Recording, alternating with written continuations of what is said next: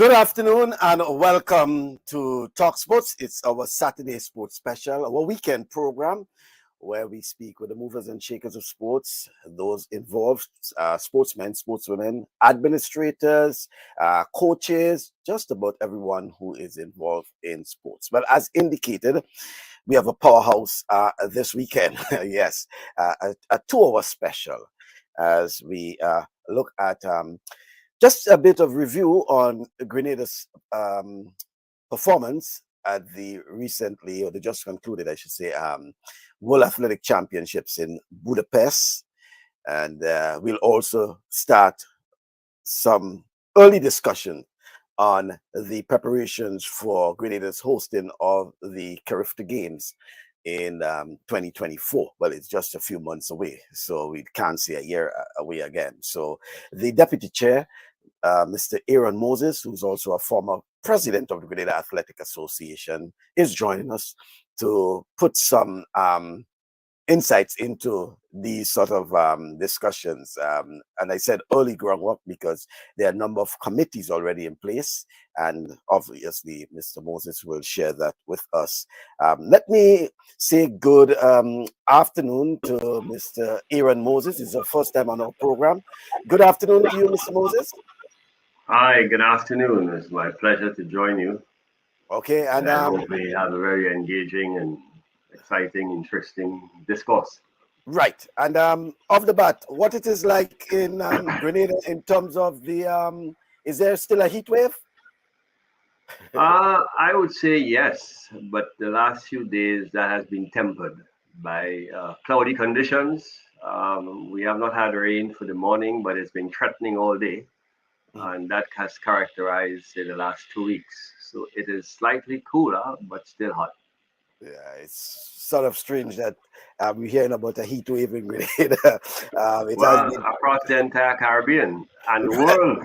Yeah. But yes, because even on the west of the US, albeit I think the hurricane recently just sort of shifted the news a bit in terms of the heat wave. But glad to know things are, I don't want to say heating up, but glad to know that things are cooling up now. But it's interesting, and let me bring in quickly my co-host in Toronto, Canada, Rudian Silvan. Rudian, good afternoon to you.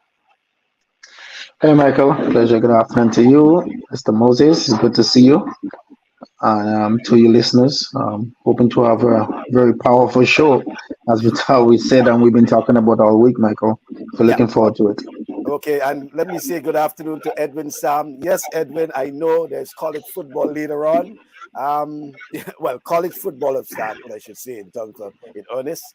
And and when we say football, we're talking about the American football, right? Yeah. So good afternoon to you. So, Mr. Moses, let's get off the bat and talk about, first of all, Grenada's participation and performance at the recently World Athletics Championships in Budapest. And it's something that you would have experienced yourself in terms of being a manager or delegate at, I think it was Beijing in 2013 or 2015, somewhere around. I'm trying to remember the year. But you have an idea of how it is like. But let's look at Grenada's participation and performance, first of all. As a former president of the Grenada Athletics Association, were you satisfied with the performances of those representatives? Well, I would say most Grenadians were extremely happy. I think we only had 4 athletes, as you know, Halle, Lyndon, Anderson, and Kirani. And there were tremendous expectations hung on the shoulders of particularly Kirani and Anderson. As you know, Anderson had some challenges going into the meet. Nevertheless, there was expectations that he would rise to the occasion as he had done in the past before, and so his performance was certainly below par, and it did not meet the expectations of a whole lot of fans around the world, given his earlier trajectory of upward performance. In Kirani's case, He's a golden boy, as you know, and Kirani has been consistent. We know he's getting old. We know his medical and other challenges, the loss of his coach just about 2 months ago. All those things, can negatively impact the mental state and state of preparation of the athlete. I think his performance was exemplary in that he contended. He's certainly still one of the top contenders in the 400 meters. You saw his performance today, winning the Diamond League meet in China by a nose, albeit, but it was a stellar performance. Uh, in the case of Victor, I think his performance really crowned everything. And all Grenada is so happy because, as you know, the two brothers have been doing a yeoman service for the last decade and a half, but have not been able to medal, and for lots of different reasons. In the case of Lyndon, he failed to score a point in one of his pet events in 2017. The same thing happened in 2019. So that had to be extremely frustrating. Here you had two of the most talented athletes in the decathlon in the world, and they were not able to get into the medals. And I think that crowning achievement meant a hell of a lot to Grenadians. It meant a hell of a lot to our Caribbean people. It's the first time that has occurred in the decathlon that anybody in the Caribbean has achieved that feat. And I think we are extremely happy. We want to applaud this achievement. As you know, that is one of the most challenging events. To really medal, you have to be your best. You have to do better than you did the last time, and you have to be consistent across the board. As you know, he went in the final event in second place, and the expectation or the dream was that, hey, you could have a phenomenal 1500-meter run. But we are extremely happy that at least that we have come back home with at least a medal. Right. That's commendable, as you say, because they competing in 10 events over 2 days. It's quite a lot, and some sort of redemption for. And I like how you put it, and I didn't think about it in terms of his trials and tribulations over the years. He has been there. He has been knocking the younger of the two brothers, though, and at least it's some sort of redemption because it's just you just have to foul or mess up in just one event, and that can, as we see in so many of the athletes, just one event you can mess up in, and that's the end of the your exploit in the decathlon. So it's really, really, I think,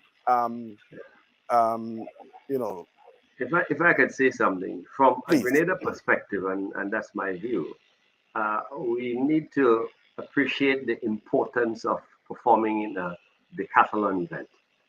You are performing in 10 events over 2 days. So the entire world gets to see your national athlete, your national colors, very prominent for 2 days. And that, I think, is extremely important. The national exposure that Grenada gets in terms of seeing our colors, staring the entire viewing public all across the world consistently over a 2-day period. I don't think there's anything that can match that, So we have to give real kudos to athletes who get to be in the final of that particular event, and having two athletes, two brothers in the last 15 years being so highly visible. I don't know that we can get any better PR coming out of the performances of those two guys in that particular event. Right. For such a sustained period. And just getting back to that decathlon in particular, because it was an opportunity, I think, was for the Whitsuntide Games to have the decathlon, the multi-events, as a showpiece for the region, that would have given the athletes some sort of the athletes of NACAC in particular, some sort of preparation. But because of some logistical issues regarding, I think, with the polls or whatever it is, we didn't have the men, but we had the women competing. How do you think in going forward we can ensure that we have more of these multi-events? Because look, it was the NACAC region in gold, silver, and bronze, right? So, albeit is Anderson alone from the Caribbean itself, but how do you think we can ensure that? I mean, Lyndon, not Anderson, Lyndon. Sorry, Lyndon, sorry. Yes, sorry, Lyndon Victor. But how can we ensure that we can see more of these athletes competing in the region, and especially in the multi-events, even though we won't be able to see them that regular because of the nature of the event? 10 events over 2 days, it means that probably a month or once every 6 weeks, they may be able to compete because they have to get time to recuperate. What do you think, Mr.?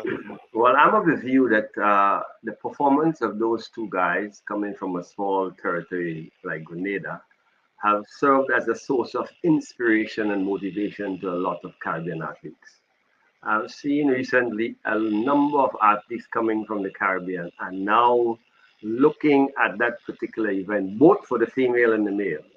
So I think they have inspired and motivated a lot of our athletes across the region to start looking at the multi-event. Going forward, the multi-event is going to require tremendous support.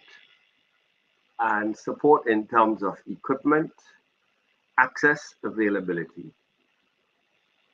It's quite challenging, given our limited resource availability, to have, say, a sporting field available for a group of individuals to be training consistently and participating in a range of events that comprises the decathlon or the women's event.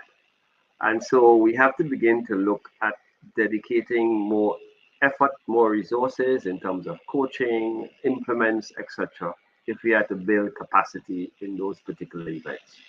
Those particular events require skill and strength, agility, and I think we do have those characteristic features existing within our Caribbean resource base. So it's a question of people beginning to see the possibilities, and I think that has happened, and we need to now provide the support by way of ensuring those events are incorporated into our various sporting events at all levels, national levels, ensuring that kids get the opportunity to at least try a range of events and not try to limit them to a particular event or two very early in life. Let them explore possibilities. Let them try their hand at virtually everything. And eventually, I think interest and participation will evolve. Let me see if I can get a question from across the pond in Toronto. Rudian. Good afternoon to you, Rudian. Hey, good afternoon, Michael. Most definitely, Mr. Moses. Everything that you are saying is so true. However, there is always challenging. In the decathlon, the one major event that is the most difficult one for us in the Caribbean is the pole vault. And that's a tricky, it's totally a tricky event. We need coaches who can coach those events. The hurdles, I can see slowly and fastly moving, not slowly, but fastly moving in the Caribbean now, because it's always been about the sprints in the Caribbean, from the 400 down, probably the 800. But now we're seeing, it's not only in the decathlon, we are seeing events actually expanding in other events for our Caribbean athletes, especially in the field. So we have the triple jump now, we have the long jump, and we have the javelin, we have the short put. So a lot of events is start opening up now for our Caribbean athletes. The question is, do we have the coaching? And then do we have the facility to host those, to have those training? And because I know it's a challenge, because the match for the pole vault, I'm here in Canada, and some high school meets that I'm going to, we cannot have pole vault because we don't have the mats to do it. We have high jump, but we don't have pole vault. So it's specific places that can do it, and it's separate from our regular meet. Most of the kids out here who wants to do pole vault has to be a part of a club. That's the agreement we have with our board. that they had to be a part of the club because no teachers can teach that. Being a part of school. So that's always a challenge. It's not only a challenge here in Canada, but it's a challenge in the Caribbean too. The pole vault is the trickiest one. Everything else in the multi events we can work with. The pole vault is the tricky one because the poles are not cheap. It's very expensive. It's very hard to travel with. So it's always good. But to see what been happening with us and how we expanding from sprints only, I am so happy with what Grenada has invested in the athletes and see those athletes and try to push them to better in the sport. So I'm quite really proud of that. I know we can do better. Not I know, we have to do better. But for now, I'm quite pleased with what we have. I know we talk about with Kirani. I'm very proud of Kirani. I was very disappointed with Anderson, and that's my personal opinion. However, the rest of the athletes and for Grenada and the CARIFTA Games have done extremely well. And where we at, like I said, there is a forward movement for us. However, there's a lot of work to do still, and we need to get onto it. Well, you're quite correct. You have identified the major challenge being the pole vault. But it's kind of unfortunate. If I can give you some history, that was one of the events I did at high school, right? And in those days, it was aluminum pole and you fell in the sand. Yeah. It was only done at my high school, and former athletes from my high school did extremely well, winning that event across the Caribbean. There's one individual who then proceeded to the Jamaican regiment in Jamaica and established the national Jamaican record there. Grenadians used to win the pole vault in the 7 games. In those days, you chose your bamboo and you shipped it by boat. There was no aluminium poles. Unfortunately, 2 years after I left high school, the group of guys after me broke all the poles, and that signaled the death of the event in Grenada. Would you believe that? So the lesson here is that a small cell of practitioners could get very far. All right. We tried to bring back that event a few years ago, and we were able to bring an American coach into Grenada, and we invited athletes from the entire OECS.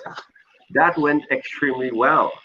However, the interested athletes who demonstrated an affinity for those events moved on, and we have not been able to sustain it. I think the St. Lucians who journeyed to Grenada have benefited immensely, and they are currently having reasonably good success at the CARIFTA Games. I'm impressed with what Bahamas has been doing. Mm-hmm. So the capacity is there, the talent is there, but coaching remains an issue.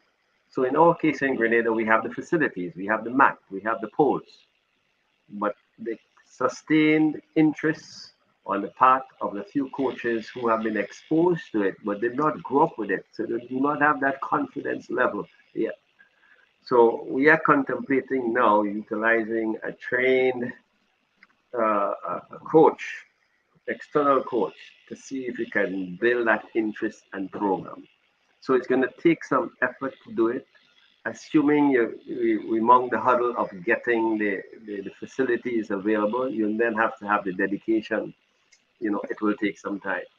But we certainly have the capacity and the talent to be masters of that particular event, because like as you said, it has negatively impacted the two brothers' performance in the earlier years. All right, and not taking away anything from the others. I know we spend a lot of time on the decathlon, but albeit it deserves that sort of mention. We had Anderson Peters in the javelin, and as you said, did not perform to his best. In fact, I saw a headline just before coming on air that he continues to struggle. We know that of his injury, albeit, by the way, we should put some additional credit to Lyndon, because many people were not aware that Lyndon was actually injured prior to the World Championship. He was off for probably about a few months. And then we had Hali Hazard, her first time at this level as well. Yeah. We just hope that can be an inspiration to her. And then, as we mentioned, Kirani, unfortunately being disqualified, even though he finished 5th. But as we saw today, some sort of redemption shows that he still has something in him and that he's returning to the form. He went through quite a bit, from the loss of his mom, grave disease, the loss of his coach, just close to preparation, for the World Championships. Certainly, that would have had a devastating effect on him. But as a true champion as Kirani, he decided to compete. Others would have just say, hey, let me take a rest until Olympics. Michael Norman said he needed some time to relax, to get his frame of mind. Kirani, always trying to carry the burden of Grenada, decided that he will compete. There is, and Mr. Moses, I know we have to speak about CARIFTA, but it is some way a sort of segue to it, because you mentioned something about the sustainability of things like the pole vault and things like that. So do you think there is need for some sort of changes at the level of the school's program? Whether it's the intercall that would feed into the CARIFTA and things like that. So regarding the inclusion of pole vault, or by broader sense, the inclusion of the multi-events into the program, the school program. Well, I don't know if you want me to speak specifically to the multi-event or in a broader context, the changes that are required at the level. And I have a lot of views on that. I think I'm going to start at the broad level first, right? What are the changes that are required within our athletics framework and structure now that can ensure that we have a sustained pipeline of athletes that could continue to carry the mantle and replicate the successes that we have been having in the last 2 decades, both at the regional and international level? As you know, the 2 most successful models, in my view, throughout the Caribbean is the Jamaica system at a wider level, and within the OECS context, I would say the Grenada system. And to a large extent, it is based on having a good structured school system. Next year, we celebrate 50 years of independence. But more importantly, from my perspective, the Grenada Athletics Association is celebrating 100 years of existence. So athletics have been an important sport in the life of Grenada, and it is the most widely participated sport in the country. Every kindergarten, every preschool, every primary school, every secondary school have an annual school sports. So all, you would say, the young people in Grenada at some point in their lives would be participating in some athletic event. When I went to school, it was competitive. You have your house structure. Almost every individual had to participate. Whether you are athletically inclined, you explored and you looked at possibilities. Where can you contribute a point to your house? Has that system persisted? What have been the challenges? Is it functioning as it should? I do not think so. I think a lot of emphasis has to be placed in ensuring that that model is buttressed and supported so it can regain its importance and priorities. Because that gives us a formal structure within which we can channel the talents and capacities and the interests of our young people from very early on. Athletics come natural. You run, you jump, you throw as kids. These are all athletic activities. So from a planning perspective, we need to understand and appreciate that and to ensure we put structures, plans, programs in place that we keep channeling all of our young people to maximize their athletic talents, whether it's for health reasons, but to get our kids within that structured system and to ensure that our educational structures and system recognize the importance of the holistic development of young people and do all that is necessary and what it takes to ensure that all levels exposure to athletics and other sports are given so people can enjoy themselves, determine their affinity for a particular sport, and go in that direction. So you have to have a structured, supported program at the kindergarten level, the primary level, going into the secondary level and beyond, which I'm going to talk about a little later on. Unfortunately, in my view, that structure has seen some challenges, particularly in the last 20 years, and we are paying the price for those things. What is happening now, in my view, there's a recent recognition of the importance of doing so and to go back. Over time, we have had agendas, egos, all sorts of externalities impacting our progress along those lines. Over 2 decades ago, um, we tried to reintroduce events that was a fixture on all athletic events when I ended secondary school, where you had hurdles, you had triple jump, and all of those things. Over time, it disappeared from our landscape. And there was significant resistance to bring it back because people were focusing on the competitive nature, wanting to win the intercall. And if I don't have the resources, all those sort of things got incorporated. And I think at the end of the day, our athletes suffered. We weren't given the opportunity to maximize their true talents. And we need to ensure that those things are in a structured format. So the Ministry of Sports and the Ministry of Education need to be working collaboratively. We have had at certain periods in our history where we were able to ensure that every school had a physical education teacher who was exposed to, say, training and coaching for athletics, coaching for football. That system has been challenged. And a number of those individuals, frustrated, they went into the educational route. On many occasions, you had schools beginning to focus because they felt that their performance was measured on academics primarily, and they did not accord the importance and resources and support to athletic development. That needs to be changed and changed urgently. Only by doing so, we can come to the specific question that you asked, where people are exposed to all the various disciplines, whether it's long distance running. I mean, when I went to school in the early days, we used to have marathons from St. Patrick's. When last did we have a marathon in Grenada? We have a half marathon annually.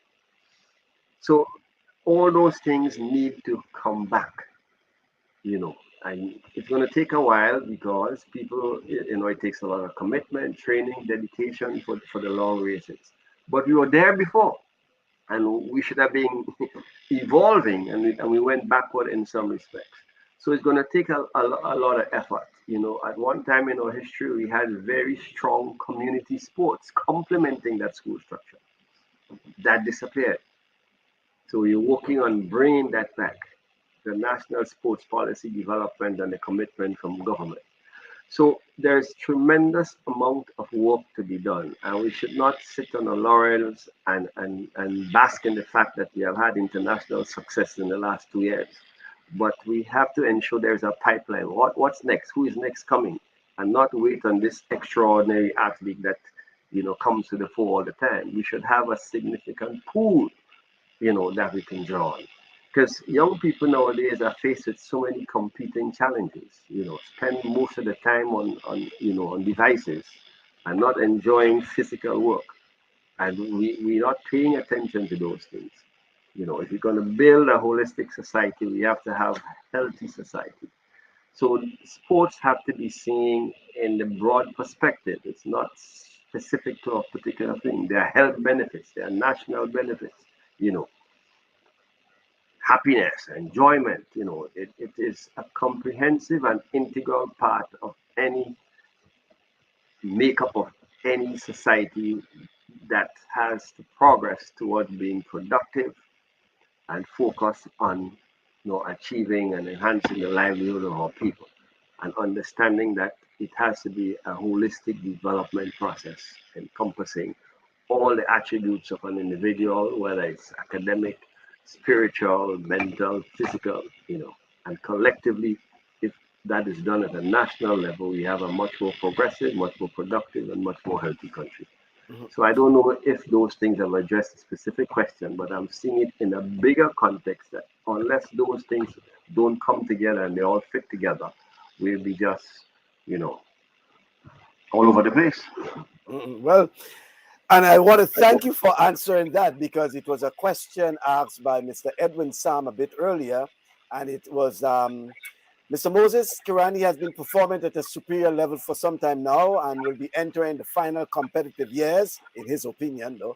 What is Grenada doing to maintain a pipeline of 400-meter athletes? And I think you just touched on that towards the end there, ensuring that there's structure in place as well. And as Hazel will say, structure is important, but having the resources to maintain the structure is another. Okay, certainly a lot of things tying into there, but it's important to identify our athletes at a very early ages, which Hazel is saying. With talent identification is where we need to start. Then we need to look at resources to ensure athletes are getting what they need to give their best. But I mean, if I could come in here, what is amazing is that at the early levels, there are tremendous interest. Every kid is interested. Yeah. At that level, you have tremendous parental support. But as you evolve, you see it wanes and develops and disappears, because there are certain distractions, right?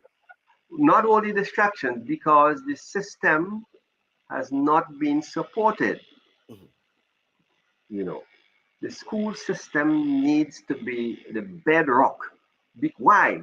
Young people are impressionable. They do not know exactly what they want to do. They have to be channeled in the right direction. You cannot just assume that they are adults. Which brings me to a major challenge that we have with our sports in Grenada. And not only sports in Grenada, everything. People retire very early and they become experts overnight, right? But that's a general comment. Well, let's look at athletics. When we finish our secondary school, what happens? We have kids are leaving secondary school at 15, 16, 17, 18, and that is the end of their sporting career. Why? They go to TAM-CC, and there's no sporting program in TAM-CC. Absolutely nothing to capture them, to channel them. All attempts, and they have not been significant, has not met with favor. Many articulate that TAM-CC should be participating in intercorp, and you can have various models. But there's nothing for a young person who goes on to TAM-CC to look forward to from the point of view of continuing a particular sport, because there's no sport program at the TAM-CC level. So if you want to continue a particular sport, it has to be based on your particular interests, your parental support and interest, and you have to join a club. Now, that cannot replace that school-based structure. It's not going to happen. So that is a major challenge that Grenada has and continue to have. What opportunities we provide for people to continue in various sports after they have completed at 15, 16, and 17. So that is a major gap and it's a major negative.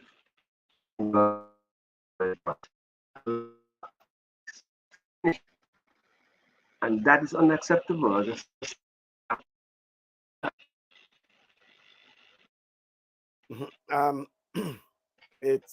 Let me see.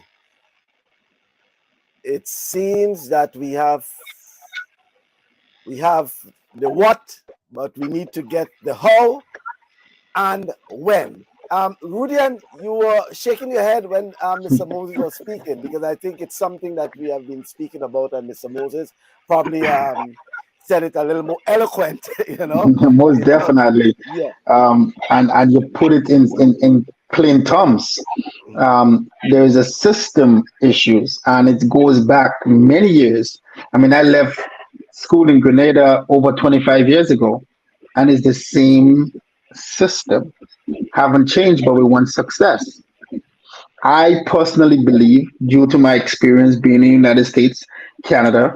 Um, the high school kids finish high school too soon. That's my personal opinion. And I could debate it and give my reasons. But we want success in sports. We want to be like the Jamaicans and be like the Americans, but yet we don't have the system or the program for that to happen. And if you really want to do that, you have to change the way you see certain things. We have the same people running the same programs for many years. There's no opportunity, and that's my opinion, opportunity for the younger generation to get involved. Things have to change. We have to change coaching the way I coach. It's not the same that the way I'm going to coach the athletes today because they are total different breed of athletes. So they're not the same.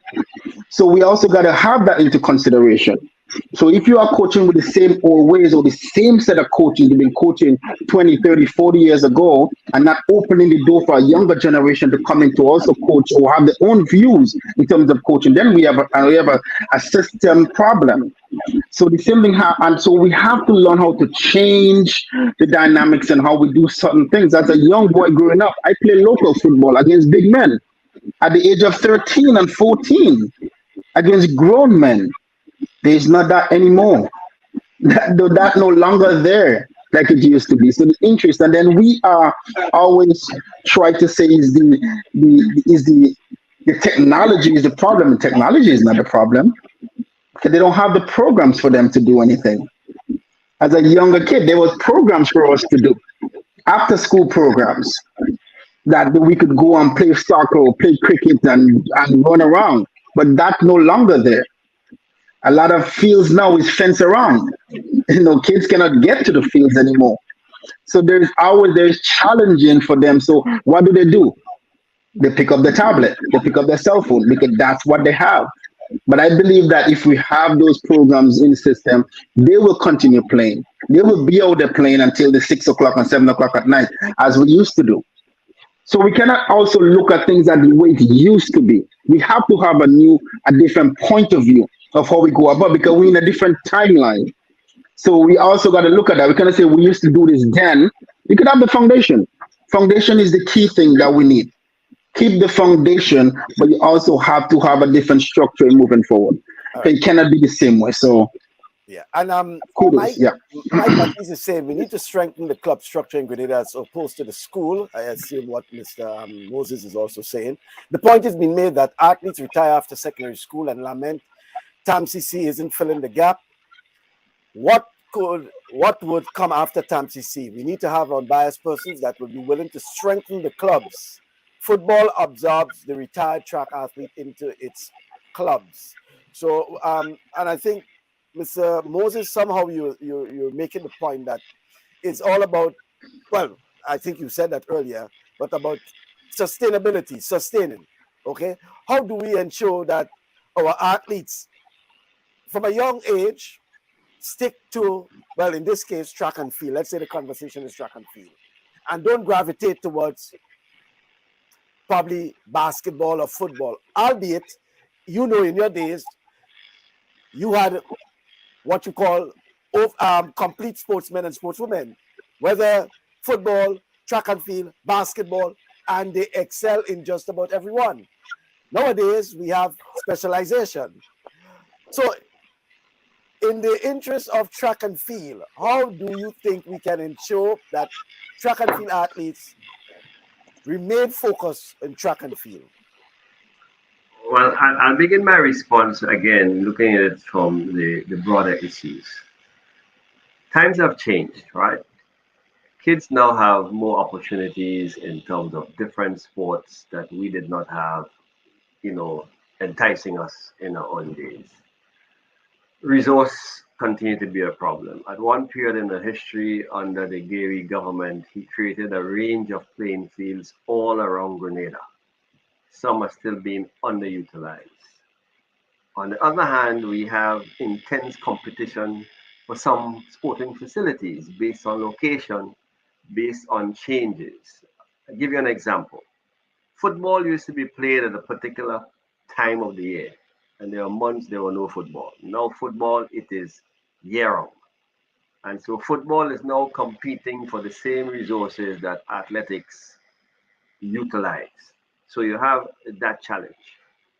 You have the challenge where a lot of fields are not prepared properly and they are not utilized properly because there are no community structures in place where a community galvanizes around a sporting team, building camaraderie, and people are proud and they turn out when the particular community sporting, whether it's a cricket team or football team, is participating. We have lost, and we need to rekindle. That is going to answer your question. The whole spirit, the core that was characterizing, schools at the particular time, where alumni played a significant role in the continuation of a particular sport. In my time, when you finished high school, guys who are involved in sport look forward to joining one of those clubs because some of those clubs are aligned to school. They are formed by former old boys, right? By former athletes from the particular institution. So we need to revisit those things. And that is what is still strong in Jamaica.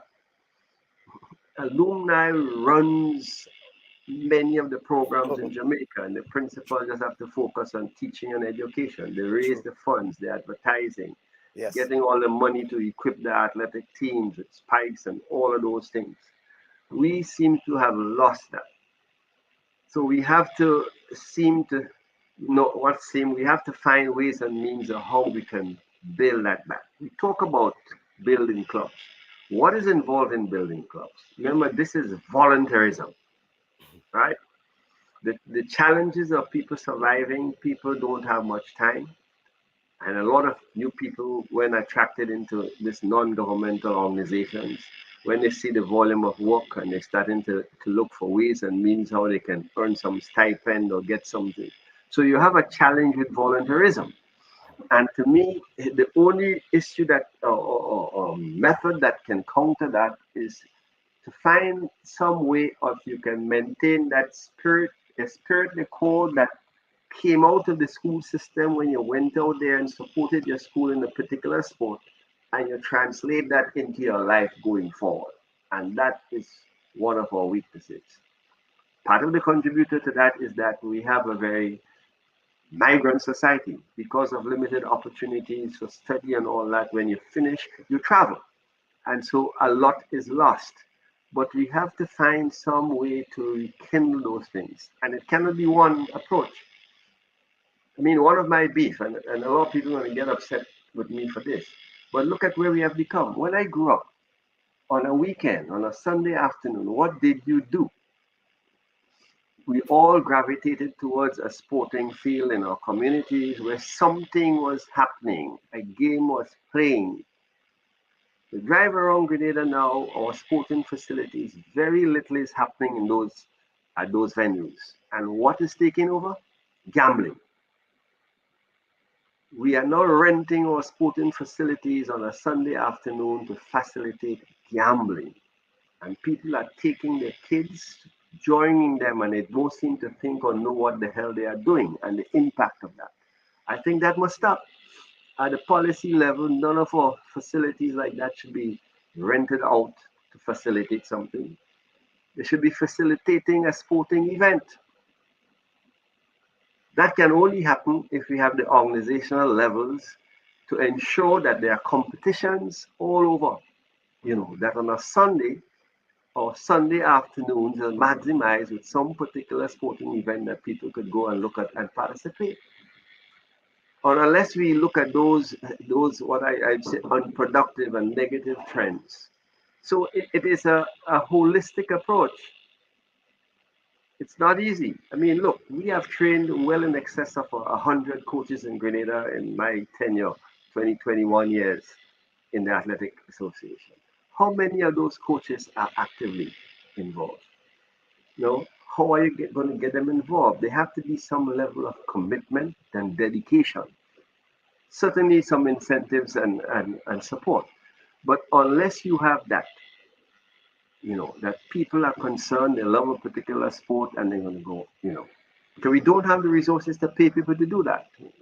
maybe we can, from a government point of view, we can appoint sporting community officers to help, but you're going to be having to contend with limited resources along the way. So it can happen, but they have to be incremental things that can be done, and we have to be aware of those major negatives and to stay away from them.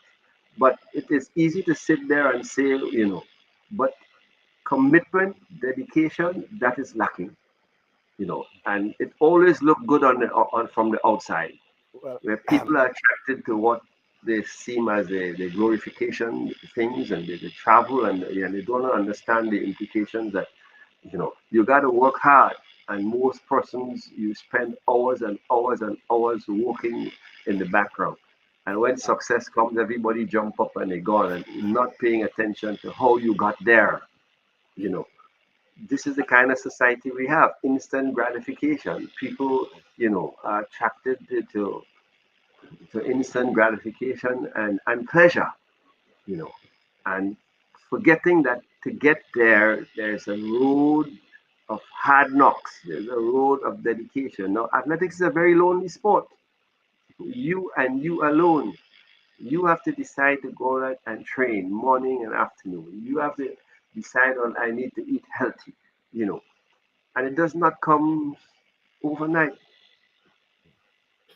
But Rudian is I'm smiling because I was asking myself, why haven't we had Mr. Moses a long time ago? He's hard hitting, man, and no, but saying it as it is in terms of the facts, because I don't. Well, some people might feel a bit offended because when you're speaking the truth, there needs to be changes, okay? Yeah. And I like the idea about the playing fields in particular.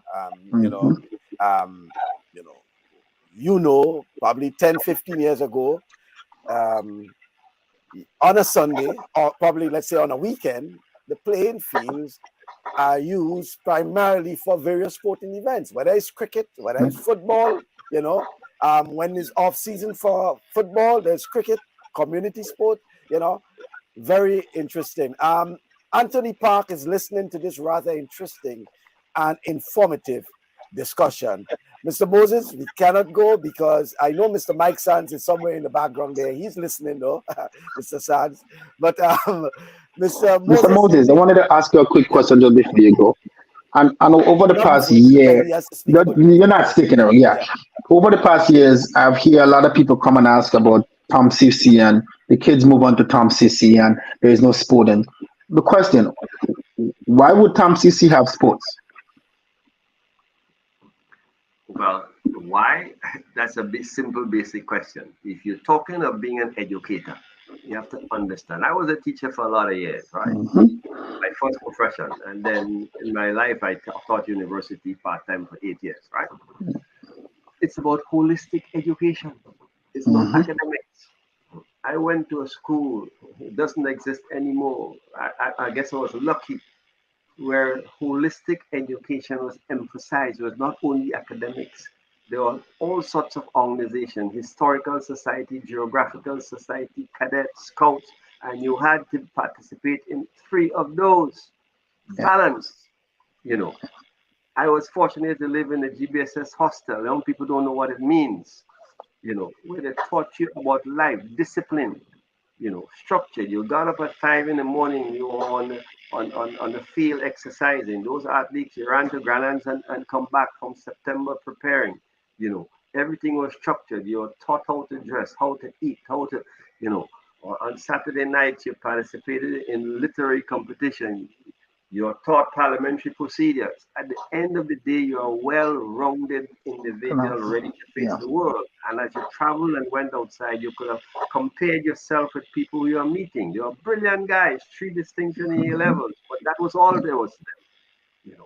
So holistic education is fundamental and critical. So any smart thinking institution must provide a range of opportunities to develop the full faculties of it.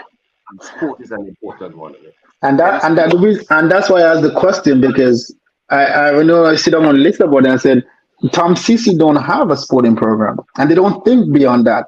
So a lot of time we ask the question, well, Tom Sisi don't have the sports because they're not equipped for that. So as much as how much we want to say, they're not equipped for that. So that have to change. Once that change, then we're going to see a difference in those athletes who do finish school at a bit early and moving on to the Tom CC, and they will see something change. But in that aspect of system, that have to change for change to come.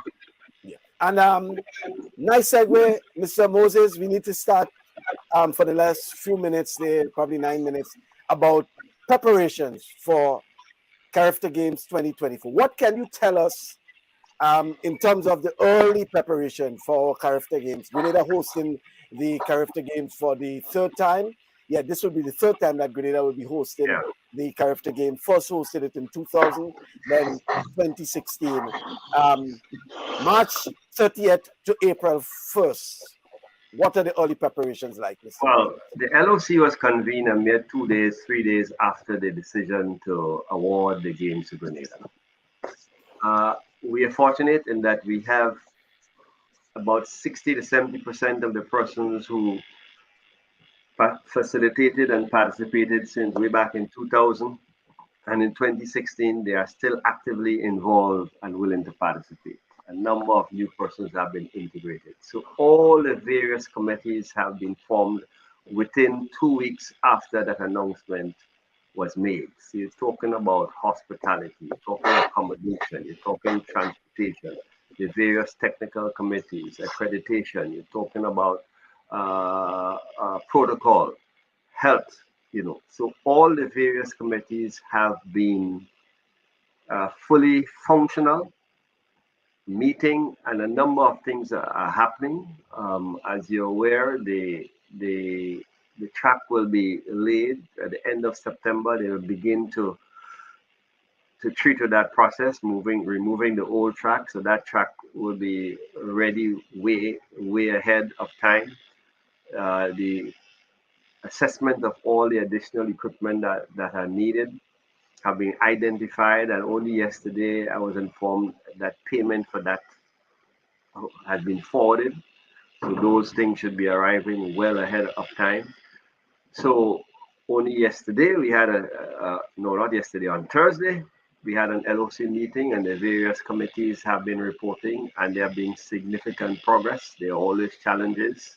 As you know, accommodation is one of the biggest things, and the hotel structures have changed since last we met in 2016. So it's difficult to have to say a CARIFTA village, because we have to be using now a whole range of different properties, because no one property can dedicate the number of rooms that you're going to require to serve as a games village, because the models have changed, So things are happening, and I'm very confident that we will be more than ready when the time comes, because like I said, a mere days after the announcement, we had the first convening of the LOC. Government is on board. In fact, on Monday, a few of us are meeting with the Minister of Sports to brief him on progress. So we have been moving very early. So all is going well as we speak right now. And you're confident, as per usual, that Grenada is on level to host another successful games. It appears that whenever Grenada hosts these CARIFTA Games, that people are always talking about wanting to return. Well, that's very true. And a lot of it has to do with our characteristic Grenadian hospitality, but very importantly, as I said, we celebrate 100 years. So we have a very long history of building, participating, and organizing athletic games. And so, we continue to work hard.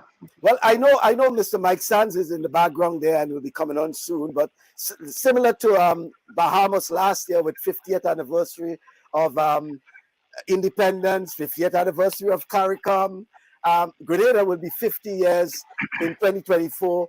Athletics will be 100. What special events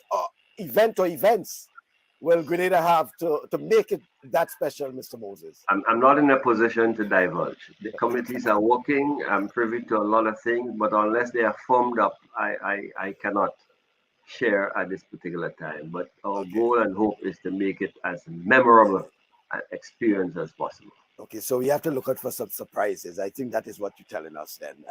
Look out for some surprises. In terms of the technical preparations, in terms of Grenada, ensuring that Grenada has its best team, and sometimes we know as a host, well, not sometimes, as a host country, you have that advantage, that opportunity. Okay, how are we ensuring that we maximize on that advantage so that we can give more of our athletes the necessary exposure to participate in the CARIFTA Games? Well, frankly, that's one of my concerns. And the reason being is that in the last two CARIFTA Games, we had adequate notice in terms of planning. So you had teams, in the pipeline preparing, okay, we hope to have CARIFTA 3-4 years down the road. On this particular case, while we thought about it, we had a major challenge that negatively impacted us, and that has to do with the challenges in the secondary school system. As you know, we had challenges in the last 3 years where we did not have we had the withdrawal of the secondary schools teachers, So there was some hiatus in terms of athlete preparation, So unlike in the past where you had a smooth journey, that journey was interrupted. So we're trying to recreate and revive, So there are some unknowns from my perspective, but certainly there's a lot of talent, and we're working hard to ensure that we can maximize the opportunity. But I do personally I'm not as comfortable as I was years ago because of that hiatus that was created with the impasse between government and teachers and all that stuff. There's always some negative fallout from those things. Well, I'm hopeful as well that we'll have a very competitive CARIFTA Games 2024.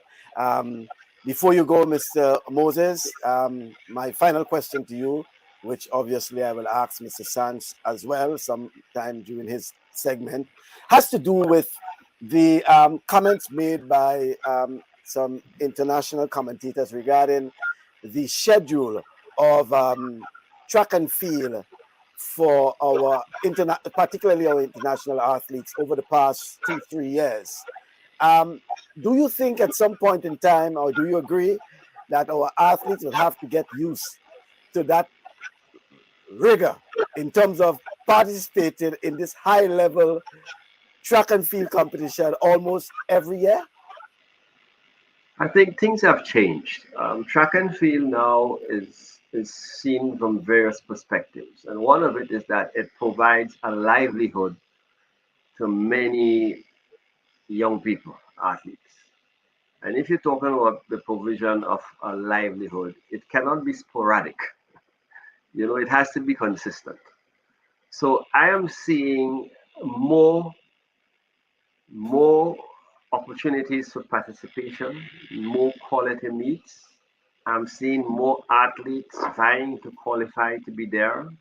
And the extent to which we can have more opportunities, more athletes at very high levels competing, can only augur well, not only for the growth and development of the sports, but can provide a meaningful livelihood for a greater number of persons and not limited to just an elite.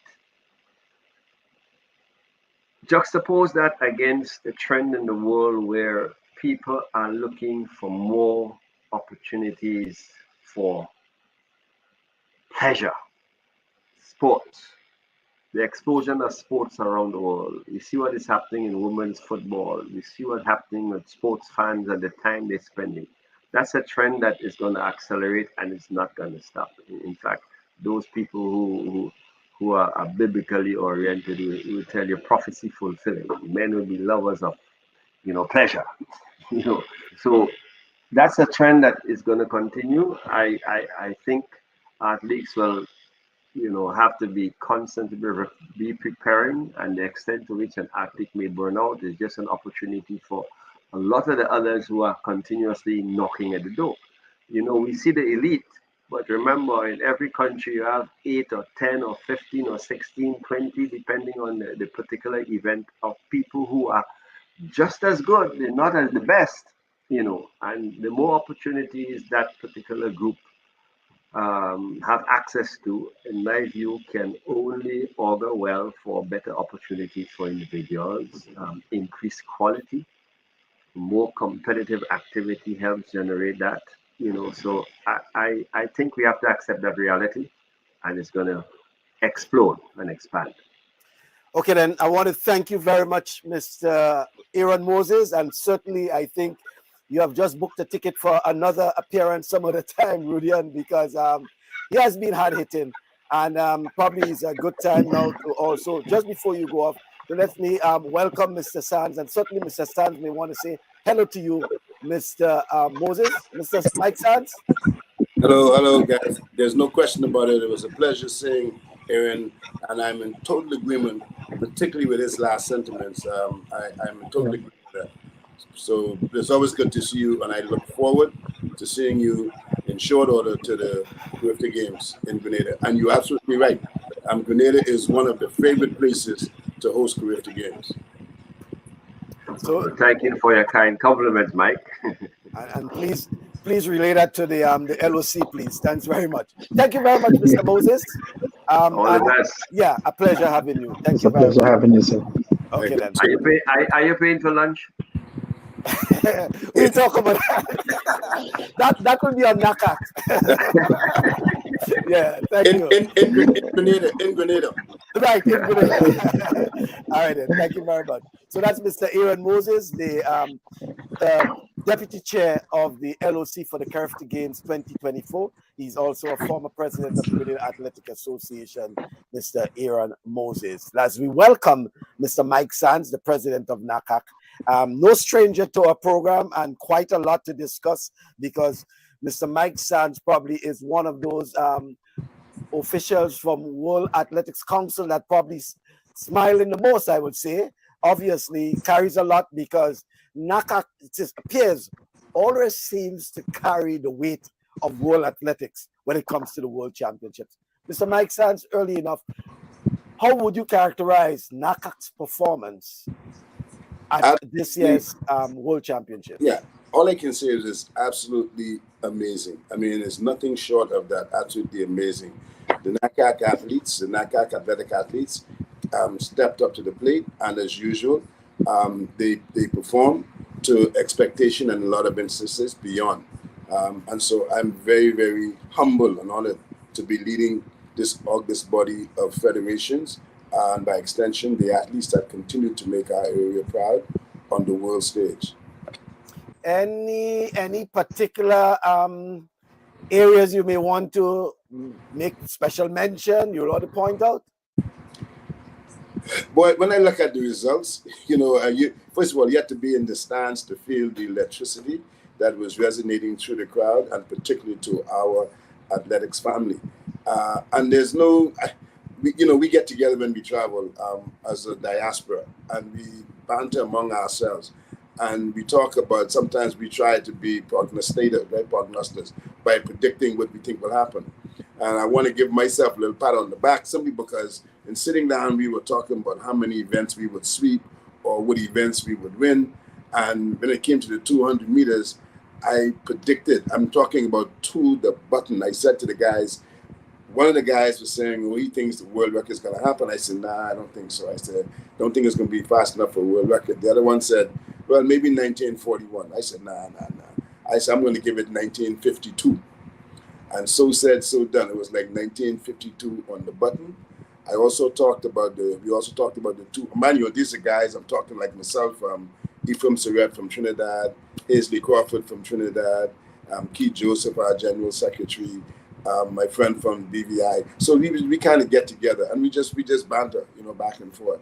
And we had a wonderful time. The competition, separate and apart from NACAC Athletics overall performance, the competition was something really to behold. And I have to say, without fear of contradiction from many, that these had to have been one of the best organized world championships in recent memory, if not at all. I want you to zero in a little more on home in particular, as you're from the Bahamas. No bias there, but you are a bit, well, I shouldn't say disappointed. I want to use the word candidly, though, that Gardner wasn't able to continue. We know these things do happen, injuries, but were you a bit disappointed? Of course. I mean, any level of injury to any athlete that cannot complete his race or her race, right, is a source for disappointment and anguish for many, many, many persons. In Stevie's case, it was very, very disappointing for me in particular because I have a very special bond with Stevie, having watched him as a little boy coming from the small island of Abaco, Moores Island to be exact, where the population is probably 600 persons, of which about 200-300 are kids, right? And to watch him and to see it happen, I think it's 2 times back to back, was very, very painful. I was able to go down to the track with my access as immediately as it happened.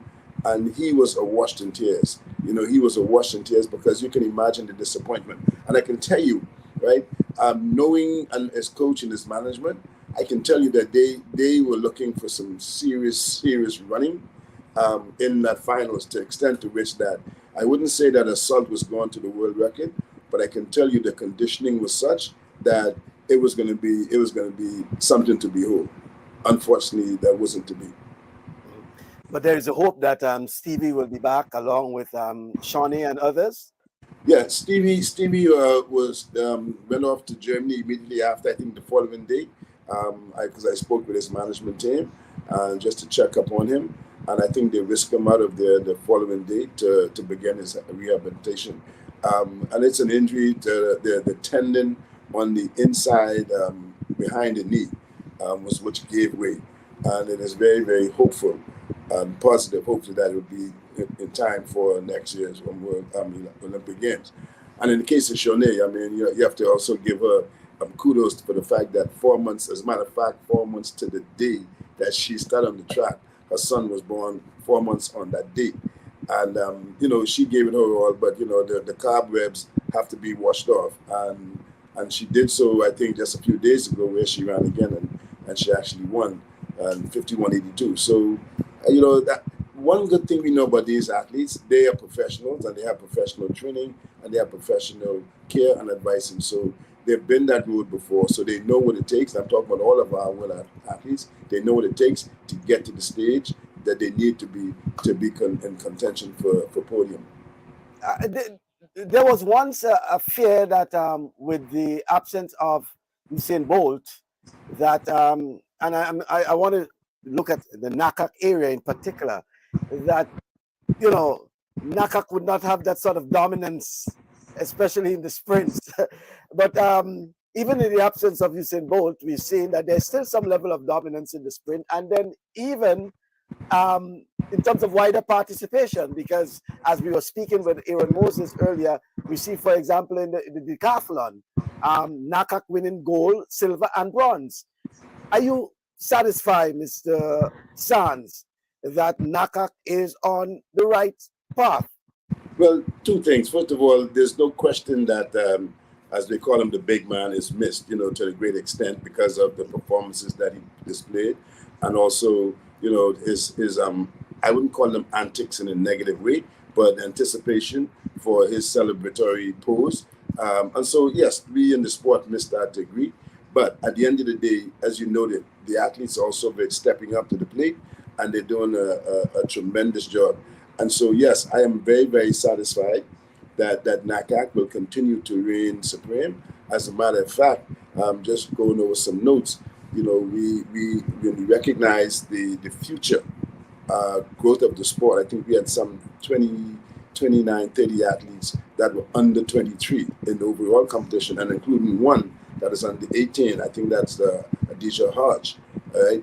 And so at the end of the day, I'm satisfied that our sport is in good hands when you look at the athletes and the performances. I mean, when you look at the performances that these young people are doing, they can only get better. Yeah, very good observation there, Mr.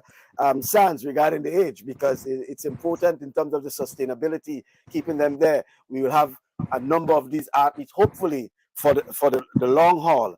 At the same time, if we can just veer away a bit from the on the field itself, on the track, in terms of representation, good news for our women in NACAC in terms of representation on the World Council, the World Athletics Council.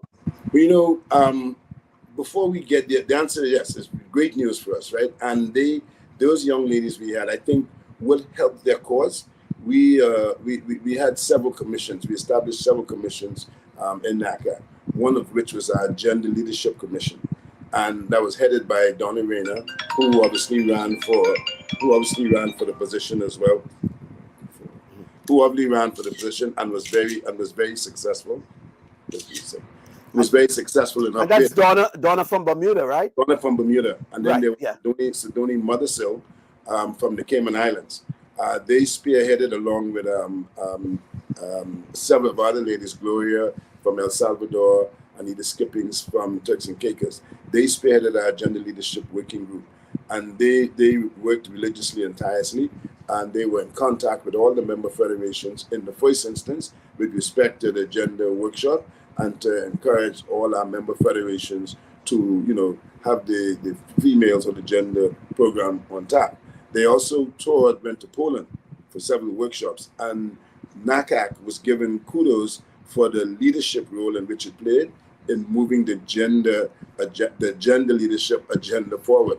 And I think that worked well in their favor with respect to their campaign. And so I was very, very proud and happy to see that they were successful in their first bid to get on the World Athletic Council. And that means a lot to us, because what it has now done, it has increased NACAC numbers on the council to 5 persons on the council. And so that bodes very, very well for us being able to sit around the table and have a say in the affairs of athletics, particularly as it relates to our NACAC area.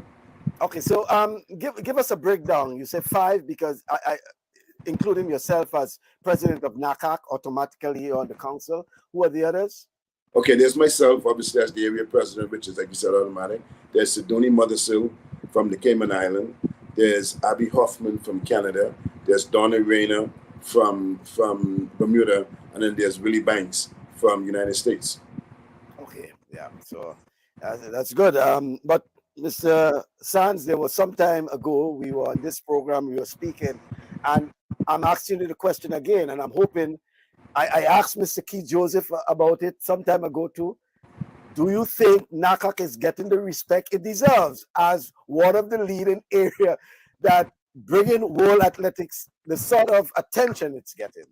When you speak of respect, in what context are you asking that question? Respect on many folds, in terms of the financial rewards, or technical, all of that. Now, the finance, definitely not. I do not think first of all, I don't believe that we're getting a fair share of the pie. At the end of the day, our performance speaks to itself. Now, having said that, I also don't particularly like to rely on just the resources of World Athletics. And so if we had more, we could do more. Sometimes you're asked to do more with less and becomes very, very difficult. But I would like to think that our performance, particularly in this last hurrah, would allow us to be able to make a case to have some increased funding. Now, whether it's directly from World Athletics or even corporate world, corporate Caribbean, corporate North America, hearing me and watching our performance, right? And recognizing the work that is being done and the work that we are trying to do and want to do, but also recognizing that we are hamstrung by the lack of adequate resources to do some things. It is my hope and my prayer, my fervent prayer, that we can find more ways to get increased revenue to do, or income to do some of the things that we truly, truly want to do. Rudian, I know that is where you want to ask Mr. Sands. Yeah, no, definitely, Mr. Sands. It's a pleasure to see you again. So one question, I got 2 questions. First question is, is there a plan, or are we anywhere close to the Caribbean hosting a Diamond League meet? I've had discussions. The Diamond League, first of all, is a private entity, and there's some qualifications to get there, right? I don't know how close we are, but we're closer to hosting our circuit. I can tell you that much, right? Which is silver labels. First of all, you've got the silver label, you've got the gold labels, and then you've got the Diamond League. We have determined for some time that obviously a lot of the events are Eurocentric. And again, because of the product and the athletes that we have, we're really hoping to change that and to create more opportunities. And I heard Aaron speak to it real briefly about opportunities for the athletes, right? I cannot say that within this coming year or two that a Diamond League would happen in our area. Not that we would not continue to strive for it, but short of that, it is our continued hope. For example, you may have heard about the New Life Invitational, which is a silver label. Okay, that meet, we want to make that meet the staple of our area. And I've also had my guys, my technical director and others sitting around the table discussing how we create a synergy of events that already exist in our area. And so we want to be able, for example, I'll just use an example. If there's a meet in Jamaica and then there's a meet in Grenada or Antigua, we don't want to have those two meets on the same day to cannibalize one or the other. And so I'm asking them to get with all the stakeholders that have meets already established and see how we can manage to, if we have to move some of those meets around. So for example, we may have to go to a twilight meet. So if your meet is on a Saturday and the other guy has to meet on a Saturday and you want the best athletes, right? We may be able to say, okay, your meet is on a Saturday.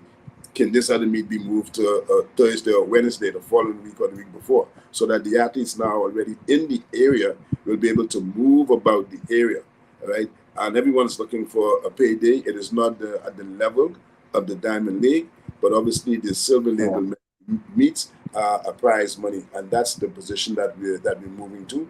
And I think the New Life Invitation has shown that there's a need and a want and a desire to have those type of events in our area. And it's been getting a lot of good feedback from it, I might add. So is that one of the reasons why a meet like that, we don't have our top tier athletes financially because of the finances? Well, for example, just before you answer, let's for example, like the NACAC championship. And most of the top tier athletes, we don't really see them at a NACAC championship. However, like you said, we had how many that is under 23 an age who was at the World Championship, who is the future for athletics in our region. So which is a plus. So are we depending on them now than the top tier athletes that we had over the past few years who still competed? Well, there's two sides to that. I will never give up on the top athletes, but if I want to be honest and frank, it's their job. It's their business. We have a meet where we can only give you $1,500 for first place and $400 or $500 for third place, and you can go somewhere else and get that much more money. I mean, for example, the World Championship, 8th place was $5,000, first place was $70,000. I mean, that's not to say that kind of fun's going to happen, but it is the athlete's livelihood. I mean, you consider that in the prizes, they have to pay their support staff, managers, coaches, support personnel, et cetera, et cetera. It's not a lot of money in our area. And so while we would want to focus on them, we have to also be realistic to realize that our resources, and that's why I said a few minutes earlier, right? Even if we can find ways to increase the prize money a little bit more, we may not get all of the athletes, but I believe we can get some of them, because those athletes would prefer to stay home and make a decent payday than to be trucking all over Europe, right? And then running the risk of obviously, being tired, jet lag, et cetera, when the big meets are coming up. And so we would like to increase our prize money. Now, having said that, if you permit me, there's also the flip side to that, and Aaron alluded to it earlier. There's only 9 lanes on the track. And so the athletes, we are also looking at our next generation athletes, because at this juncture, while some of them have already made it to the world stage, there's still a grouping that will not get a lane in the Diamond League or the top league meets in Europe. And so we would want to be able to cater to that grouping, that there's a void, to give them a platform to start to break it on the world stage as well, and start with our area. No, most definitely, because like I said, we have seen our area athletes go to the European European leagues, but we're not seeing the European coming home to meet. So is there a way that we can try and do that? And again, we're going back to the same talk with the finances, where who has the better payday and for them to come. But going beyond that, is there any plan to have a Caribbean track and field championship that named the Caribbean Track and Field Championship? Well, the NACAC is the NACAC Open Championship is the Caribbean Championship. If you really look at it, I mean, it's all of our member federations participate, all of them. And more. And so that is the official one. Beyond that, we have the CAC. Well, we had the CAC Championship, but it's now the NACAC Championships. So beyond that, the only thing we can be talking about is, like, again, developing a circuit. But the one official event that would be considered the NACAC or the Caribbean Championship would be the NACAC Open Championships. NACAC Open. Okay. Yeah. All right. Let me get some. Mike Batiste is saying, Mr. Sands, the broadcast of the NACAC events as compared to European Championships, there was no live feed or live results for the under 13 and under 15 championships, and the under 18 and under 23 champs. There was no live feed. Those things need to be addressed in order for the sports reach to be enhanced. And then there is another comment here from Nisha Craigwell. Oh, Nisha is actually the president of the Barbados Netball Association. So you see a little reach, and probably Nisha has a little track and field in her as well. The onus is on us to get our area sorted to attract top-tier athletes. At the end of the day, this is the athlete's livelihood. Yes, we want them to be patriotic, but it has to make sense. I think, Mike, you're really alluding to that, right? I totally agree. I totally agree with the young lady's sentiments. It has to make sense, and that's why I said earlier, it's a livelihood. We do the best we can within the length of our cable tow that we have available to us, and this is why that I will always make a plea to corporate to help us, find a way. And it also has to make sense for the sponsors as well. So we're not going cap in hand and saying, just give us, and so we are being more aggressive. We are, as you very well know, we are in a reset mode because we just had elections a few weeks ago in all areas, first in the NACAC area, and then we have our council members. And so we have not even been able to have an official meeting since we got back home, but we have had several meetings as a new NACAC council whilst in Budapest. And so, everybody's taking a little break from the rigors of the whole season, and then we'll be back down to work in short order. And one of our major goals and objectives is to devise a strategic plan that will aggressively continue to source funding for our programs to do some of the things that are being referred to right now. Mm-hmm. And that inclusive of, we know that the US, Canada, they are part of the NACAC family as well. How do we ensure that we can use the media platform in these nations to ensure that the NACAC events are promoted, are highlighted? Someone, for example, made mention of when Sha'Carri Richardson, who, even though competed for the USA, represented NACAC, won and could not have even made the top 20 in the ESPN play of the day, as they say, How can we ensure that track and field, not just at the World Championship of the Olympics, but track and field, just as probably American football or MLS, whatever it is, track and field is highlighted on the major platforms in the United States, or, well, let's say North America? Well, let me say this without getting into any details because it is very, very preliminary. I can tell you the two member federations that you just mentioned, USA and Canada, we have begun in Budapest. We have begun some strategic discussions to form strategic alliance for the exact same reason, to increase the benefit and the visibility of our sports. And I would not want to go into any details at this moment because it's very, like I said, very, very early. But rest assured that we are having some aggressive discussions to be continued, as I said, when everybody gets settled back in. So we recognize where we need to go, and everybody's on board in that direction. And I'm confident that you will see improvements in the not too distant future.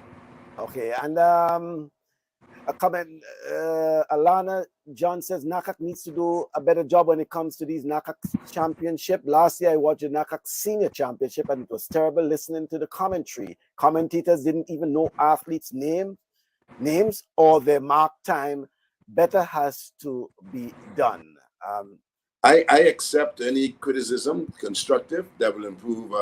Obviously, I would not have been listening to it, so I would not know what the person is speaking about. But I welcome any criticism that is able to allow me and my team to look at issues that come to our attention and to see how we can improve it for the betterment of the sport and by extension the spectator viewership. Okay, right. I know you say in terms of meeting, apart from being in Budapest with some of the members, NACAC as a council has not really sit down and discuss as yet and plan ahead. But from your point of view, what can we look forward to in terms of NACAC futures program? Probably we just into September, probably the next few months ahead. What can we look forward from NACAC? Well, one thing we have already done, like I said, we are going to be more proactive. We are going to restructure some of our commissions to get more productivity, because I'd be telling you a little fib if I said that they were all functioning. They are not. So we are in a reset mode to look at what we did or did not do right, our strengths, weaknesses, and opportunities. So we will conduct a SWOT analysis in the first instance. There's some things we will continue with. We will continue with our kids athletics program and be more aggressive with that because that is the foundation. We will continue with our workshop for our officials, technical officials, and our coaches. Those are the things that would not stop. Other issues that we have to deal with. For example, we were able to complete our constitution, a total new constitution that we went into elections with, which is one of the things that I'm most proud of, that we were able to amend our constitution that was unanimously accepted by the membership. So we have not stopped working. It's just that the fact that we have new administration, right?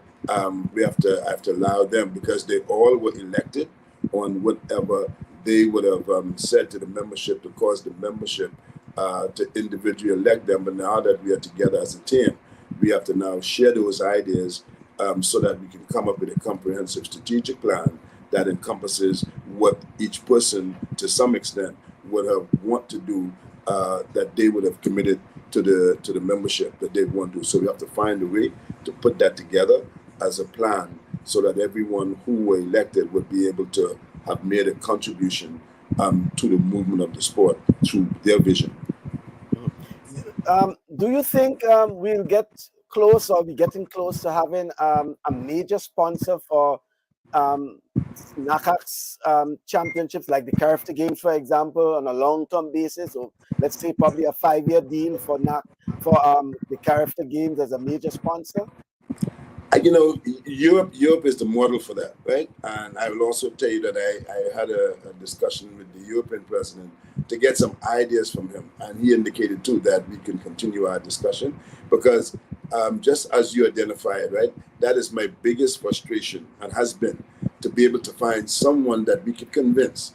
And that's why I'm saying we have to put together, and we're putting together a strategic plan and in the form of a proposal that we will shop around to several of our corporate partners within the area that has commonality of branding throughout the area. And I won't want to call any particular name, but you know what I'm talking about, whether they're the petrol stations or the area banks or whatever, right?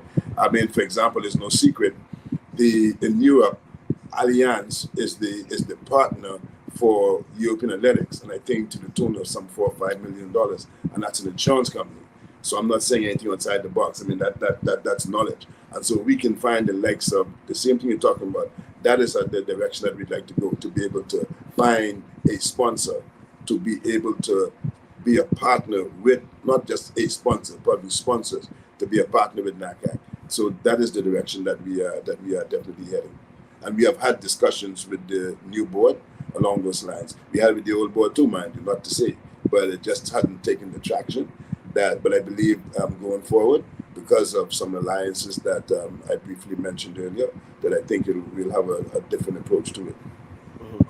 And I wanted you to comment, because I think I asked Mr. Aaron Moses to give me some comments on that aspect of it. It had to do with some comments made, and I want you to basically listen to it first, and then you'll be able to give from your perspective what you make of this. Listen to it.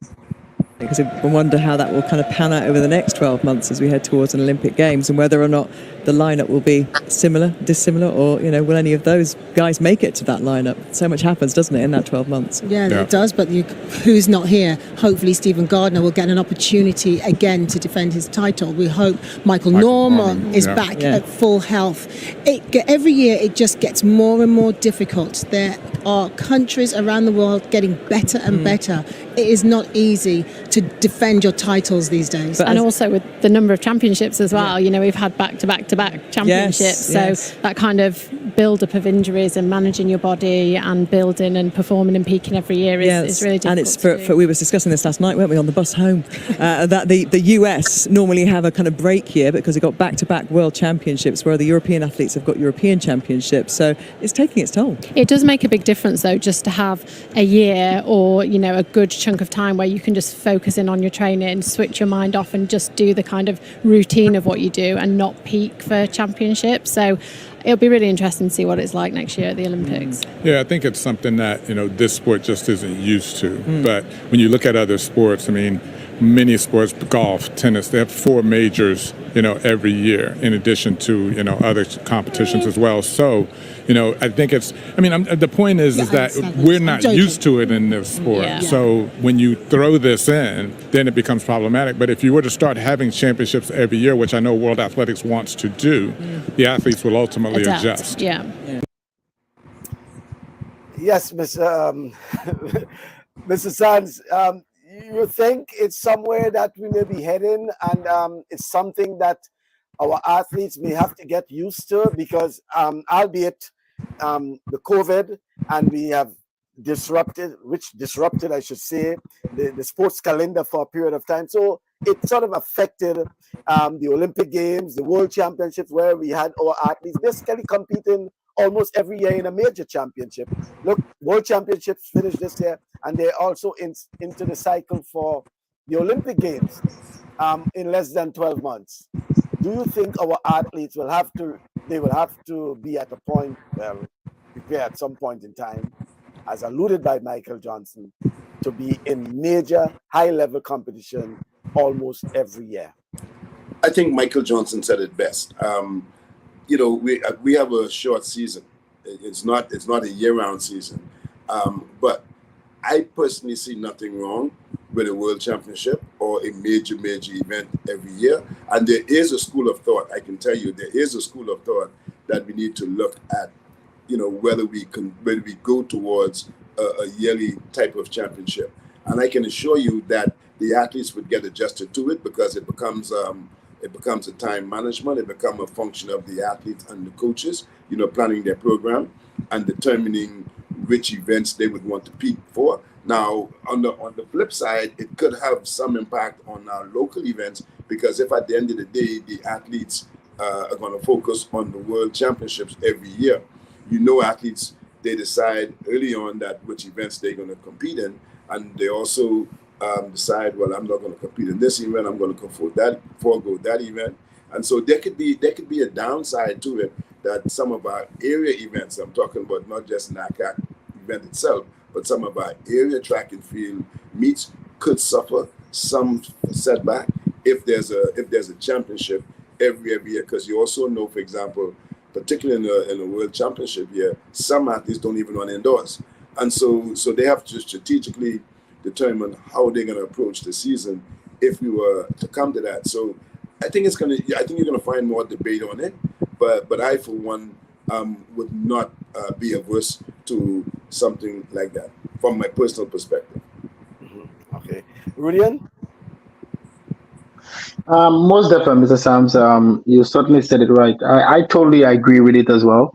And that opened the door for a lot of the younger athletes we talked about who is coming up, and not only focus on the high end pick ones. And it's also put something on you to set your schedule. It also put that our area championship can also change their date as well to accommodate the athletes performing and what they're picking for. It opened doors for them to go to specific meets as well that might be locally than going to the European islands, European countries to compete. So it does definitely open doors for me, for the younger generation coming up, to get them getting them more prepared for championship meets. And I like the idea of them having a major championship every day. I don't know if it's world championship it's going to be, but as you can tell, for the past few years, it's world championship Olympics, world championship Olympics. That's what it's been like. But I think it's something good. I believe it will be something good that open up the door for other athletes, not only our known athletes. Yep. Yeah. And Mr. Stan, so we can now move on to, and Mr. Moses sort of laid the groundwork regarding the preparations for CARIFTA Games in Grenada. And certainly it's something that is dear to NACAC because it's more or less part of its development stage for track and field in the NACAC region. Couple of things I want us to talk about. New things that we can expect for CARIFTA Games. I know there have been talk about, previously inclusion of other countries, etc., like that. So, but what can we expect for CARIFTA Games 2024 overall? Well, I'm not sure how to answer that simply because at the end of the day, as you very well know, NACAC is the owner of the event. And then we obviously would have given the event to the member federation that was deemed most effective with their presentation to host the event. So a lot of it is left to the innovation of the member federation. They share with us their plans. We have an organizational delegate that would oversee the event and to maintain the brand and the expectation of the event itself. And so NACAC does not particularly force its oversight on it because we allow each member federation to come up with their own branding and initiative of it with our approval. I mean, for example, and I'm happy to note that, and I know that Grenada's presentation, like the Bahamas, was part and parcel of the 50th independence of history. And so they can take advantage of that opportunity and be very innovative and very creative. And so, like Aaron said, right, he didn't want to answer some questions because I guess it's going to be a surprise. So I'm looking forward to the surprise too, to see what innovations or what they can bring to the table. All right. I don't know if that's over the past years, especially the last CARIFTA Games, a lot of events was very small, especially on the field. In terms of on the field participation, on the field, is there a way that some way NACAC could ensure that countries that have over a certain amount of athletes who's involved in the sport should have an athlete in every event at the CARIFTA Games? Well, my wish would be to see, obviously, increased participation. That's point one. Point two, and I listened to Aaron, and I'm a little concerned because he's expressed it as well, and this is not the first time I'm hearing it, the capacity for accommodations. Under normal circumstances, CARIFTA is a very difficult event simply because of accommodations is always a factor, and particularly in view of the fact that it's held on the Easter weekend, which is a busy period. I'm saying that to say that when you go to trying to ensure that you get maximum participation, we have to be mindful of the host country's ability to accommodate the persons. We don't have, the Bahamas have tons of hotel rooms. Jamaica have hotel rooms. Grenada used to have, because I've asked a couple of questions in the past, since Grenada was awarded it, was the accommodation. And this is not a criticism, so please, if you're still listening, understand my point, right? Because I know, for example, and Grenada puts on a wonderful CARIFTA Games. So there is that challenge with accommodation, directly to your point, as to whether or not, we want to go out there and deliberately increase the numbers. Yes, we want full participation. Now, maybe we can take it, but see, we have participation, but I don't know. We have like it's not even universality, because in World Championship, you can bring your best athlete if nobody qualifies, so there's full participation. I don't know that is necessary. We do have the small countries, for example, like Belize, that may bring 3 or 4 athletes, or Montserrat that may bring 2 or 3 athletes. But for the most part, all of our member federations do participate. The question of increased participation could be very onerous on the host federation, between being able to have the capacity in the first instance. And can the date change based on the host country? Let me. Hold on, Ruben, you're a revolutionary, man. No. I mean, I think it's a valid question. Yeah. It's a very valid question, and just give me a minute because I have to address it in its entirety, right? Okay. I, for one, right, we have put the proposal forward to the membership, not having to do with the host country, but because of the fact that the CARIFTA Games traditionally has been on the Easter weekend, and because everything is more expensive, because the accommodations in particular, which is the biggest expense, is more expensive. We have put it to the Congress, not once, but twice, for consideration. And the Congress has rejected the notion of moving the date. Okay, and so I can't take it back anymore. I mean, the members have spoken loud and clear. So the Congress is the highest authority, and there's been talks about what do we do? And the Congress has rejected it. And there's pros and cons to it. Obviously, the Easter weekend is a common holiday throughout our area, so it makes it easier and convenient for all to attend the games, right? But with it comes its cost. But the members have spoken, and so that's a dead issue. Okay. So then that makes it that both of you are revolutionaries. That's a done deal. But if I might too, though, increased participation, there are 2 expenses there. The major expense is travel and also accommodation. I have been trying, as you very well know too. I'm fortunate to have a relationship with Bahamas Air, and Bahamas Air, for example, the last CARIFTA Games, we were able to maximize the services of Bahamas Air to get the athletes here. What we did, CARIFTA was where's CARIFTA swimming? In Curacao. Yeah. So the aircraft that went down to Curacao to take the Bahamas CARIFTA team, we then took that aircraft and picked up those from Curacao and Aruba and some of those that were there. Then we shuttled the aircraft across to Trinidad, and we picked up all the numbers in Trinidad, Barbados, and I think Grenada, a few that were able to catch that flight and come straight to Nassau. Then we were able to take another aircraft and put it to Antigua and allow those islands within that grouping to come to Nassau direct, nonstop on a Bahamas Air flight. And so we have to continue on those lines to have it more direct and more economical for the membership. And I'll tell you something, I want to leave this with you, Mike. I've had a discussion with 2 ministers of the Caribbean while in Jamaica, while in Budapest. And my thing is this, right?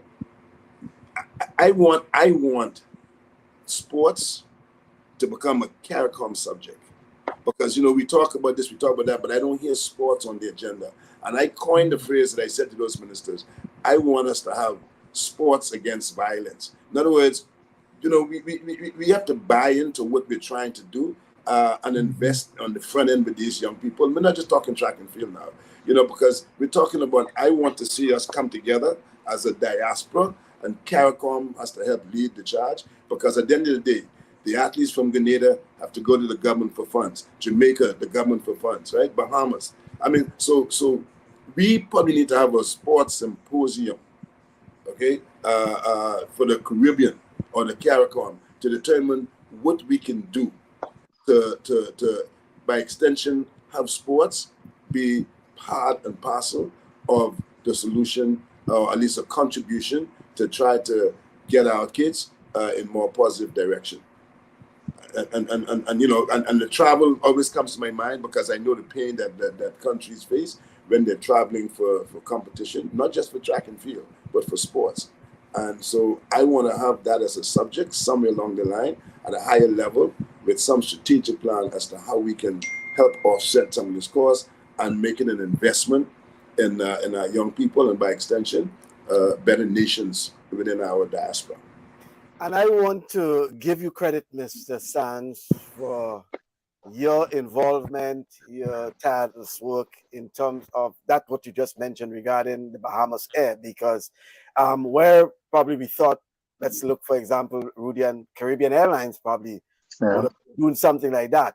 Mike has been able, and I think it's because of your close association with Bahamas Air, to do that, which is, to me, is forward thinking. You have an aircraft that's going down to the Southern Caribbean, then use it to bring the athletes up to the north. Yeah, and I think a lot of federations benefited from that.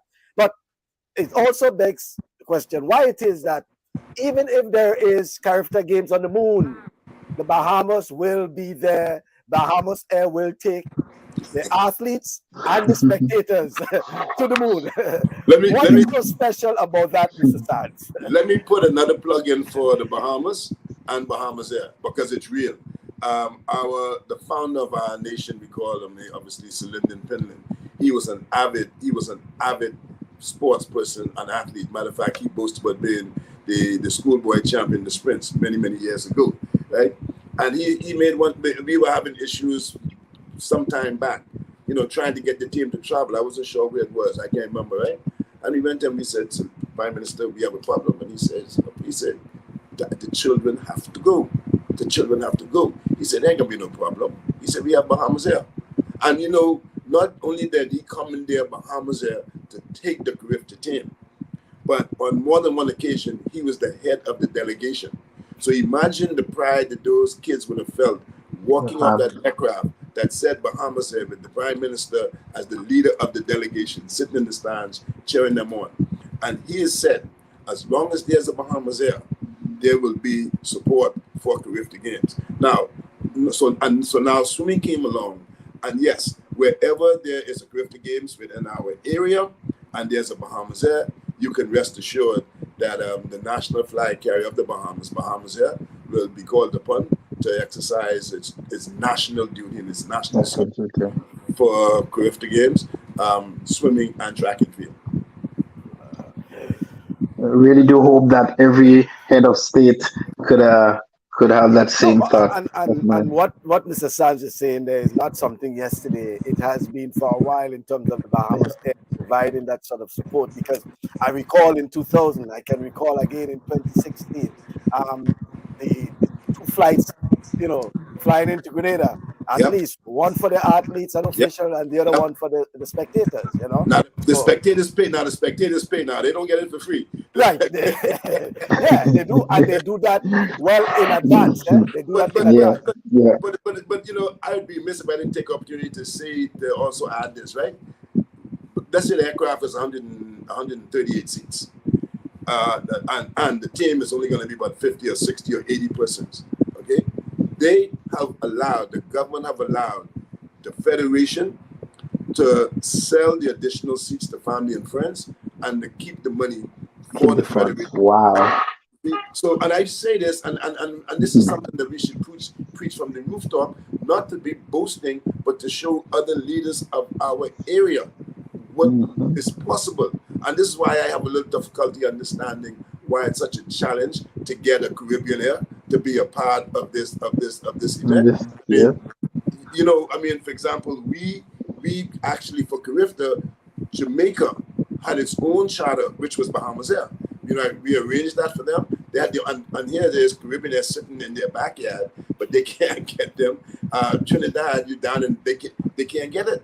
I don't understand it, and this is why I'm saying I need to ratchet it up to another level, because somewhere along the line, I know downtime about aircraft, and we know it may cost you a little bit more, but to not be able to get them to do it, I don't understand it. And the Bahamas, the Bahamas government and Bahamas is a perfect example of how governments, I believe, should get involved in what is happening with their citizens, and in this case, the athletes of the country who are the future citizens. And I am proud to be able to say this has been going on, like you say, Mike, for years, and it is expected to continue in the foreseeable future.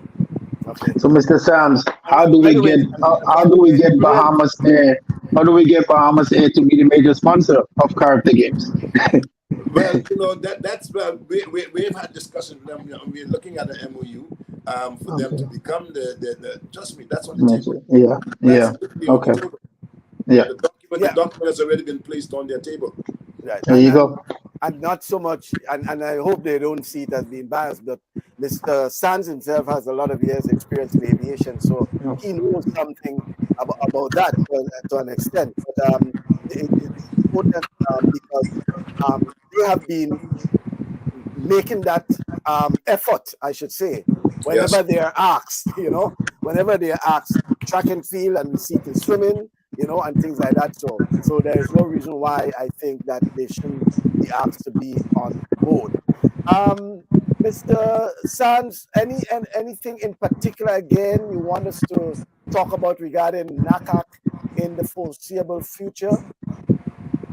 Well, no, I only go back to, well, first of all, we will continue to be as inclusive, if not more so, as possible, to ensure that all of our member federations' voice is heard.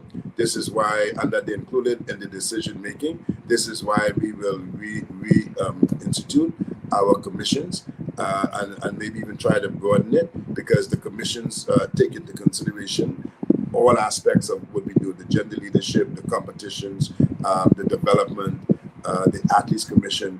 And what I want to do is I want to encourage all of our member federations to ensure that they have an athlete on their executive board. If all member federations don't have an athletes commission, I want them to at least appoint an athlete to their executive board, so that that athlete will be sitting at the table when decisions are made, so they can have their input from the athlete's perspective, because at the end of the day, the athletes are our primary stakeholders, and they're the ones why we exist. And so we have to give them a voice in the decision making around the table. So that is one of the things that I would wish to see, implemented in very, very short order.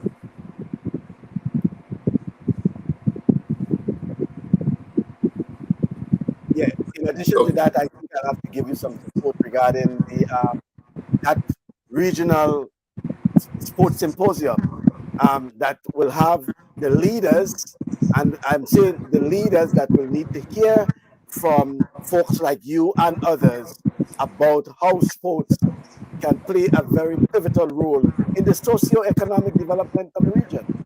Sports against violence. Oh, that's it. Yeah, that's the coin. Yeah.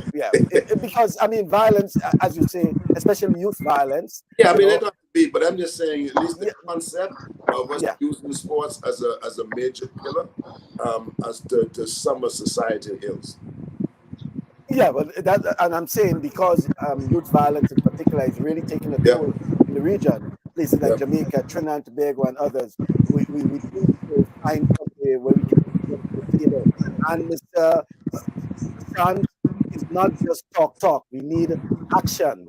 I would say we need meaningful action, because a lot of times we sit down around the table, we talk, we discuss, and then we drink, we eat, and then nothing happens. But we need something tangible. Well, just be prepared when I call it. I said it here first, and because I actually had the discussion with several federations in Budapest, and I would like to see us do something because it's our. We all. Where we gonna go? We're home. When I say home, it's our future. It's our children's future, our grandchildren's future. So we have to find a way to make a better way. And if only you're able to save 2 or 3 along the way, then the purpose would have been met. And so, to your point, without just lip service, I think a lot of times we sit down, we talk, and then we don't put timelines to things, and we come back to talk about the same thing we talk about again. So we have to start putting timelines to any goals and projects or that we want to say, to see what kind of progress we're making towards it. Okay. As we wind down, Mr. Sands, just two things I want to discuss with you. One has to do with, is there a plans or something that can be considered for athletes who would have represented the area, that the NACAC area, for, you know, and carried it well for a period of time, to be recognized at some level? And I mean, no bias there, but let's use an example as Kirani James, Usain Bolt, others, you know, and in the case of Kirani, who is probably, you know, dwindling his way out to some extent, and we have others who would have provided some level of representation, and not some, quite a level of representation for the NACAC, but some sort of NACAC recognition in the future. Yeah, we've had, again, preliminary discussion with respect to whether it's an annual awards banquet, dinner, or some Hall of Fame type of situation. We've had discussions, but again, I hate to be beating a dead horse.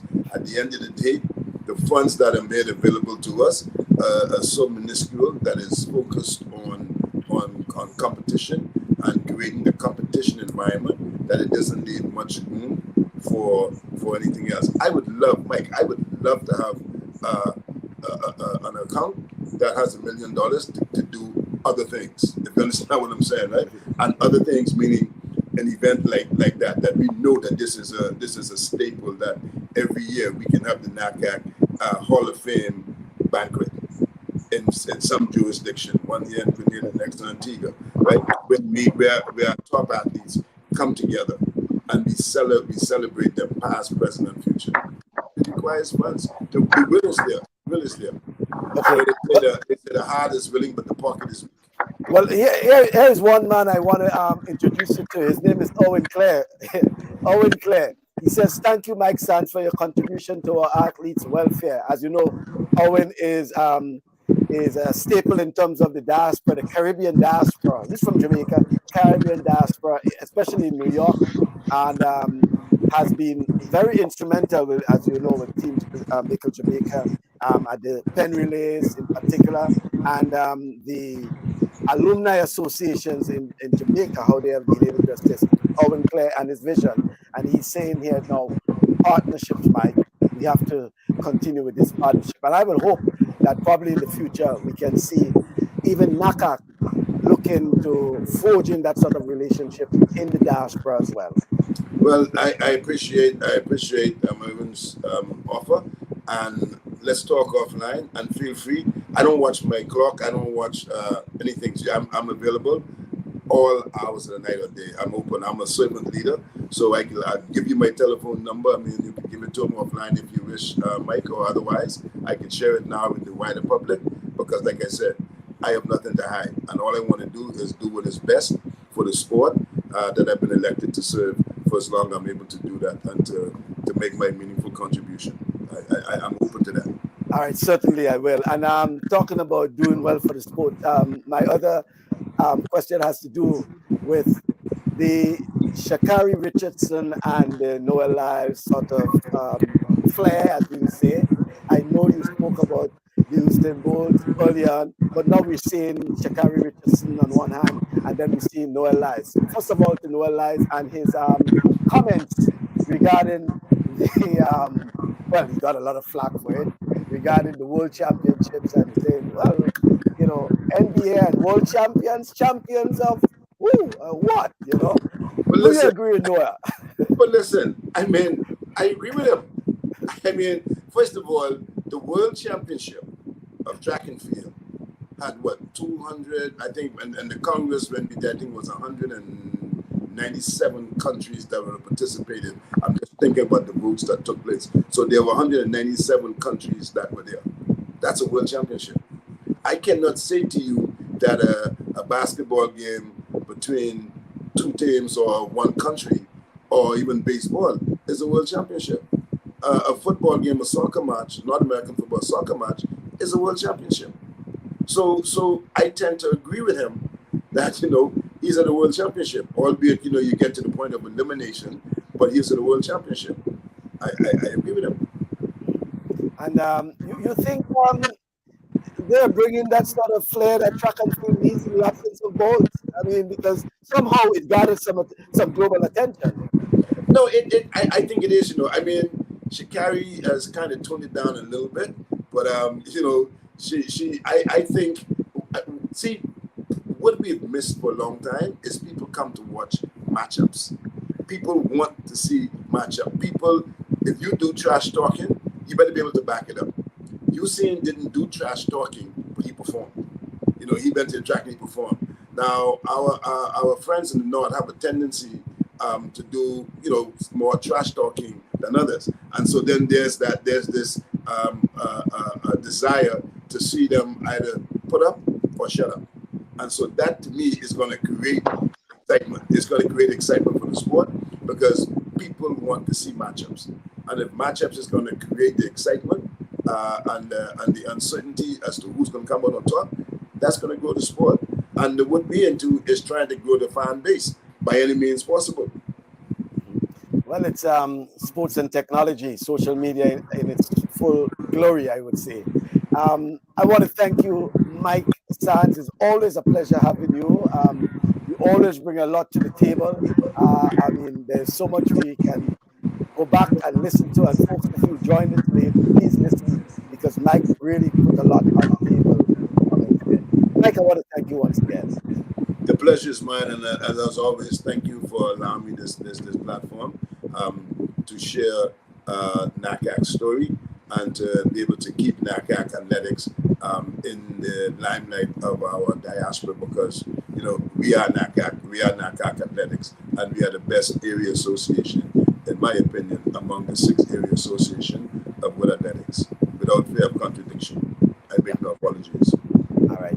Thank you very much, Mike. It's always a pleasure. Thank you. Okay, then. Thank you very much. So there we had it. Mike Sands, the president of NACAC.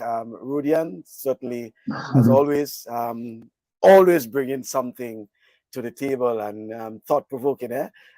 Owen Clay saying good program. Thank you very much, Owen. Rudian? No, most definitely. It was good information. And even going back from Aaron and so Mr. Moses, it's always to get information. We are looking for something very special in Grenada for 2024 CARIFTA Games. So it is good. And like I said, the question I had is the talk around the table in the meetings. So it's like we both is on the same page in terms of the vision of not only myself but people in the diaspora, people in the Caribbean who would like to see certain things or questions they may have but don't know how to ask. Yeah. Of course, I don't agree with no one else. I do not agree with him. However, it's I don't argue with him because if you name a country, you name a region, there is somebody playing in the NBA from there. Yeah, but I get the point of view. Therefore, do you say the European, the Premier League champion let's look for Manchester City? Do you say they're the world champions? No, you can't say that. And mind you, there are so many players from various countries representing Manchester City. So but if you look at Manchester City, it's not the world.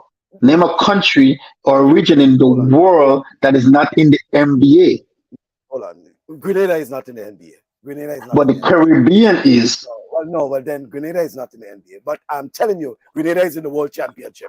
Yes, and then there is some people in the Caribbean who is not in the World Championship. But listen, I could understand that. But in terms of representation, just about every country in the world has an opportunity to participate in the World Championship. Not in the NBA. Okay, you can be played whether or not 3 or 4 players on the NBA team are representing from some various countries or whatever. When you look at world athletics, there is no comparison because you can say the same thing for Manchester City, where the majority of the players are not English players. Okay, Mhm. they're from But Holland, they're from South America, they're from but the but they are not championship, the world the champions. NBA, Even the NBA championship is named that in the end only because they because include of many people who is no, from NBA no, players because they around the hold on, NBA.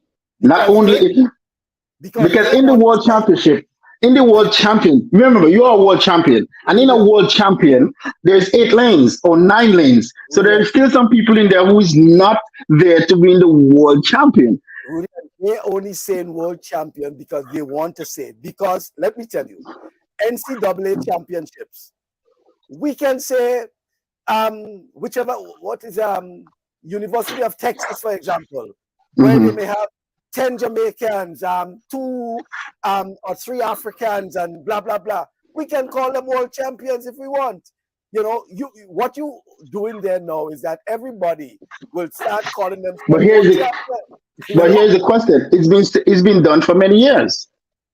It's not like it's something that but just yeah, happened yesterday.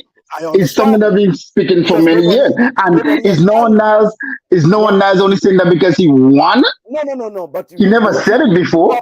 But remember, the former coach of is it Boston? He said that a couple years ago. But as he said, no one took him seriously. And Yeah.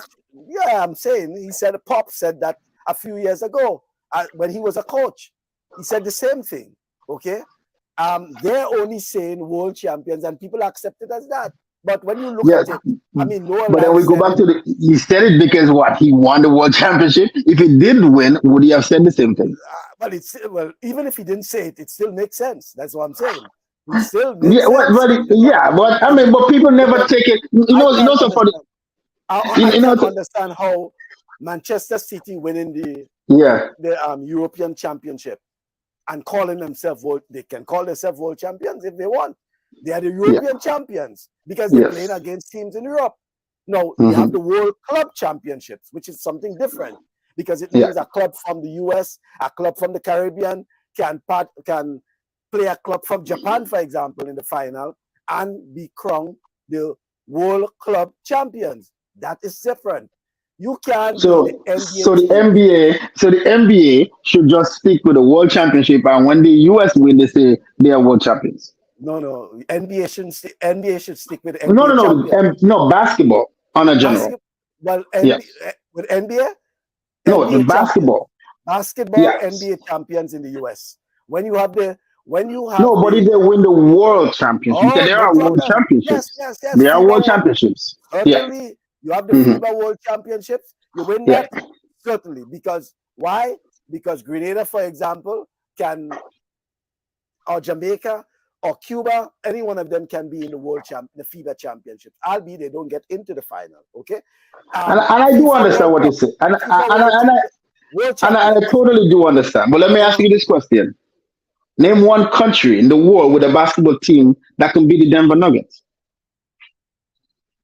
You never know. I mean, when you say a country, Spain is a country that probably can beat the Denver Nuggets. Spain is Brazil, possibility. One of those, not the Czech Republic, but one of those Slavic countries. They have good basketball programs. Okay, they have good basketball programs. Is because we are seeing the NBA teams playing against each other so often.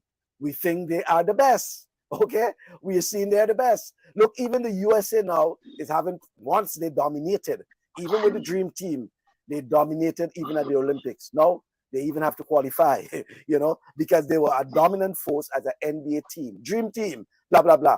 Now they're having problems playing against even the Koreans and things like that. So Yes, because one, they're not playing the best players. Two, a few times they play the college teams, so they lose that ranking because they're not using the NBA players. But I do understand what you're saying. It's not that and I'm taking again, it away, but I'm only saying it underscores because the point. It it's been underscores the said point. for so many years, and all of a sudden he won the championship, and all of a No, sudden world because we have champion, been yeah, hearing that over and over. yeah. And by the way, it's not the first time. There are a couple of us who have been talking about that. I mean, Yeah. obviously we have not gotten that sort of attention, but we are saying how can you be world champions? World champions of what? Okay, I can call my team world champions because they won English Premier League, they won European Championship, but they're the European champions, they're the English Premier League champions. They're not the world champions because, you know, NBA. How it, like we said, there are NBA players who is playing in the NBA from all over the world as we speak right now. Fair enough. So I'm thinking that's why they would, in the end, they said world champion. That is my view of why they probably said. They probably have a reason why they said it. There are more African players in the English Premier League than probably Africans in the NBA. Okay? But why they not calling themselves world champions? Okay, it's not all over. Yeah, but you're missing. But compared to the NBA, come on. Across the globe, compared to the football in one area, it's different. The same thing as the region, because you have players from various parts of the region playing in the English Premier League, whether it's Jamaica, whether it's Trinidad, whether it's South America, whether it's Africa, all over, even from the United States playing in the English Premier League. They don't call themselves world champions. But that's them. But the NBA, if you sit down with the chairman, if you sit down with the commissioner, he probably will explain to you where you might get a probably I get it. But he could explain to me, but I would. That's what I'm saying. And they'll give their reason. And you understand what I mean? So their reasons are their reasons, right? So those who had criticized Noalize and came back a few days after, when some folks came out and supported him and gave reasons why, and then they decided, okay, I think what he's saying makes sense. I didn't know it was like this, blah blah blah. Yeah. Because the scope was just NBA.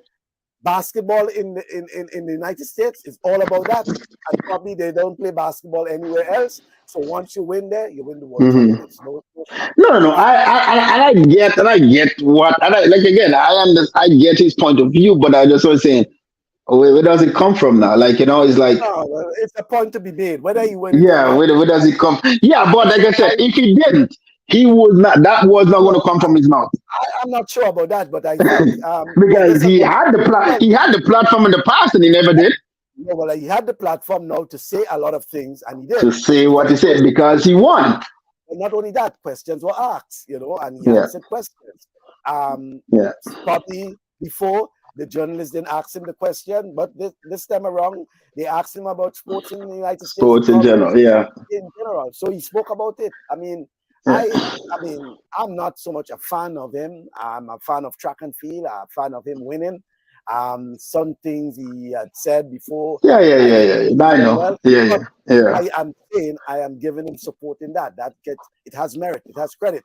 And I don't give credit to that. I understand what he's saying, but I don't give credit to that. I believe it gained a lot of traction because there were a lot of critics who came out against it. And a lot of people get wind of it, and then after a while, and then you're gonna have what he's saying makes sense. And then you're gonna have go back and forth with you're gonna have we as track and field athletes gonna say yes, it's the world championship. We have basketball players gonna come and say no, that's there, So the Red Sox, when they are the world champions in baseball, and they play against another American a baseball team. The world champions in baseball? No, come on, we can't. No. Yeah, but we take it to another level that is not even what it is. You may have the World Series. You have the World Series in baseball. Okay, that's different.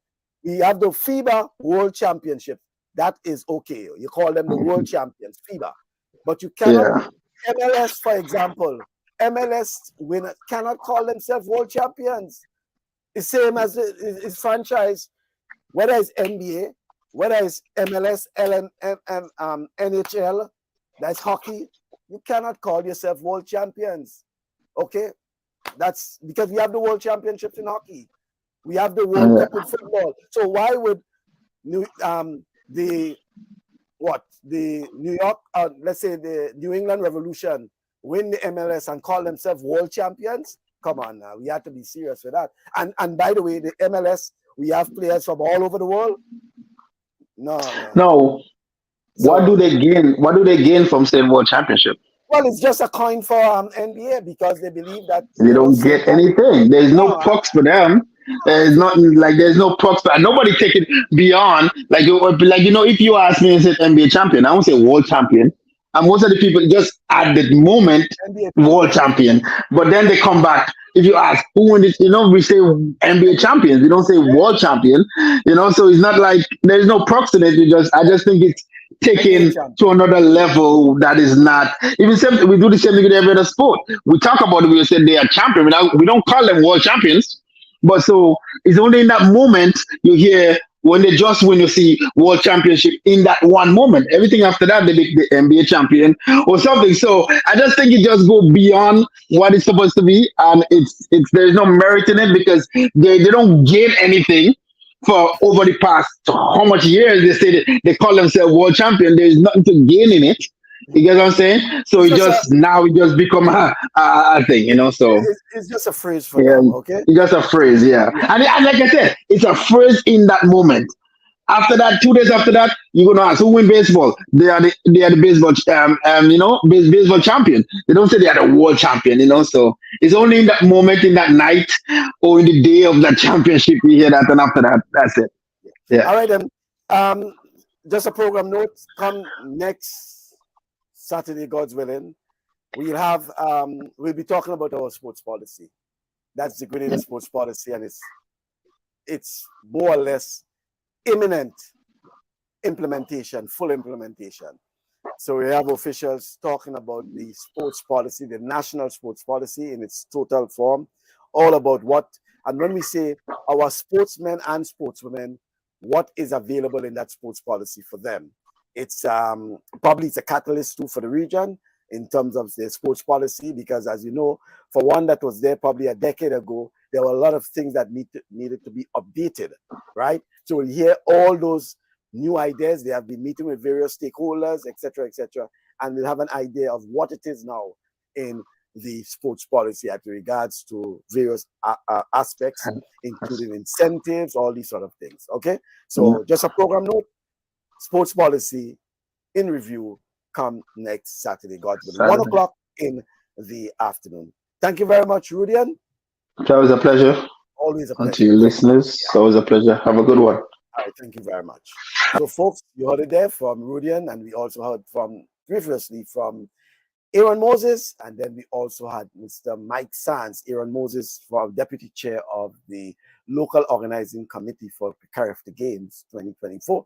And Mr. Mike Sands, he is the president of NACAC, North American, Central American, and Caribbean Athletics Association, giving us an overview of the performance of NACAC at the World Championships and some sort of preparations for CARIFTA Games come 2024. It's always a pleasure being with you. I hope you can join me come next Saturday, 1 o'clock in the afternoon, when we do sit down and have another program. This time, as I said, we'll be talking about the national sports policy of Grenada. It's imminent implementation. Thank you very much, and do have a pleasant weekend, especially for those in the New York area. Remember, it's a holiday weekend, being Labor Day, as they say, Labor Day on the Parkway. Thank you very much, and please be safe.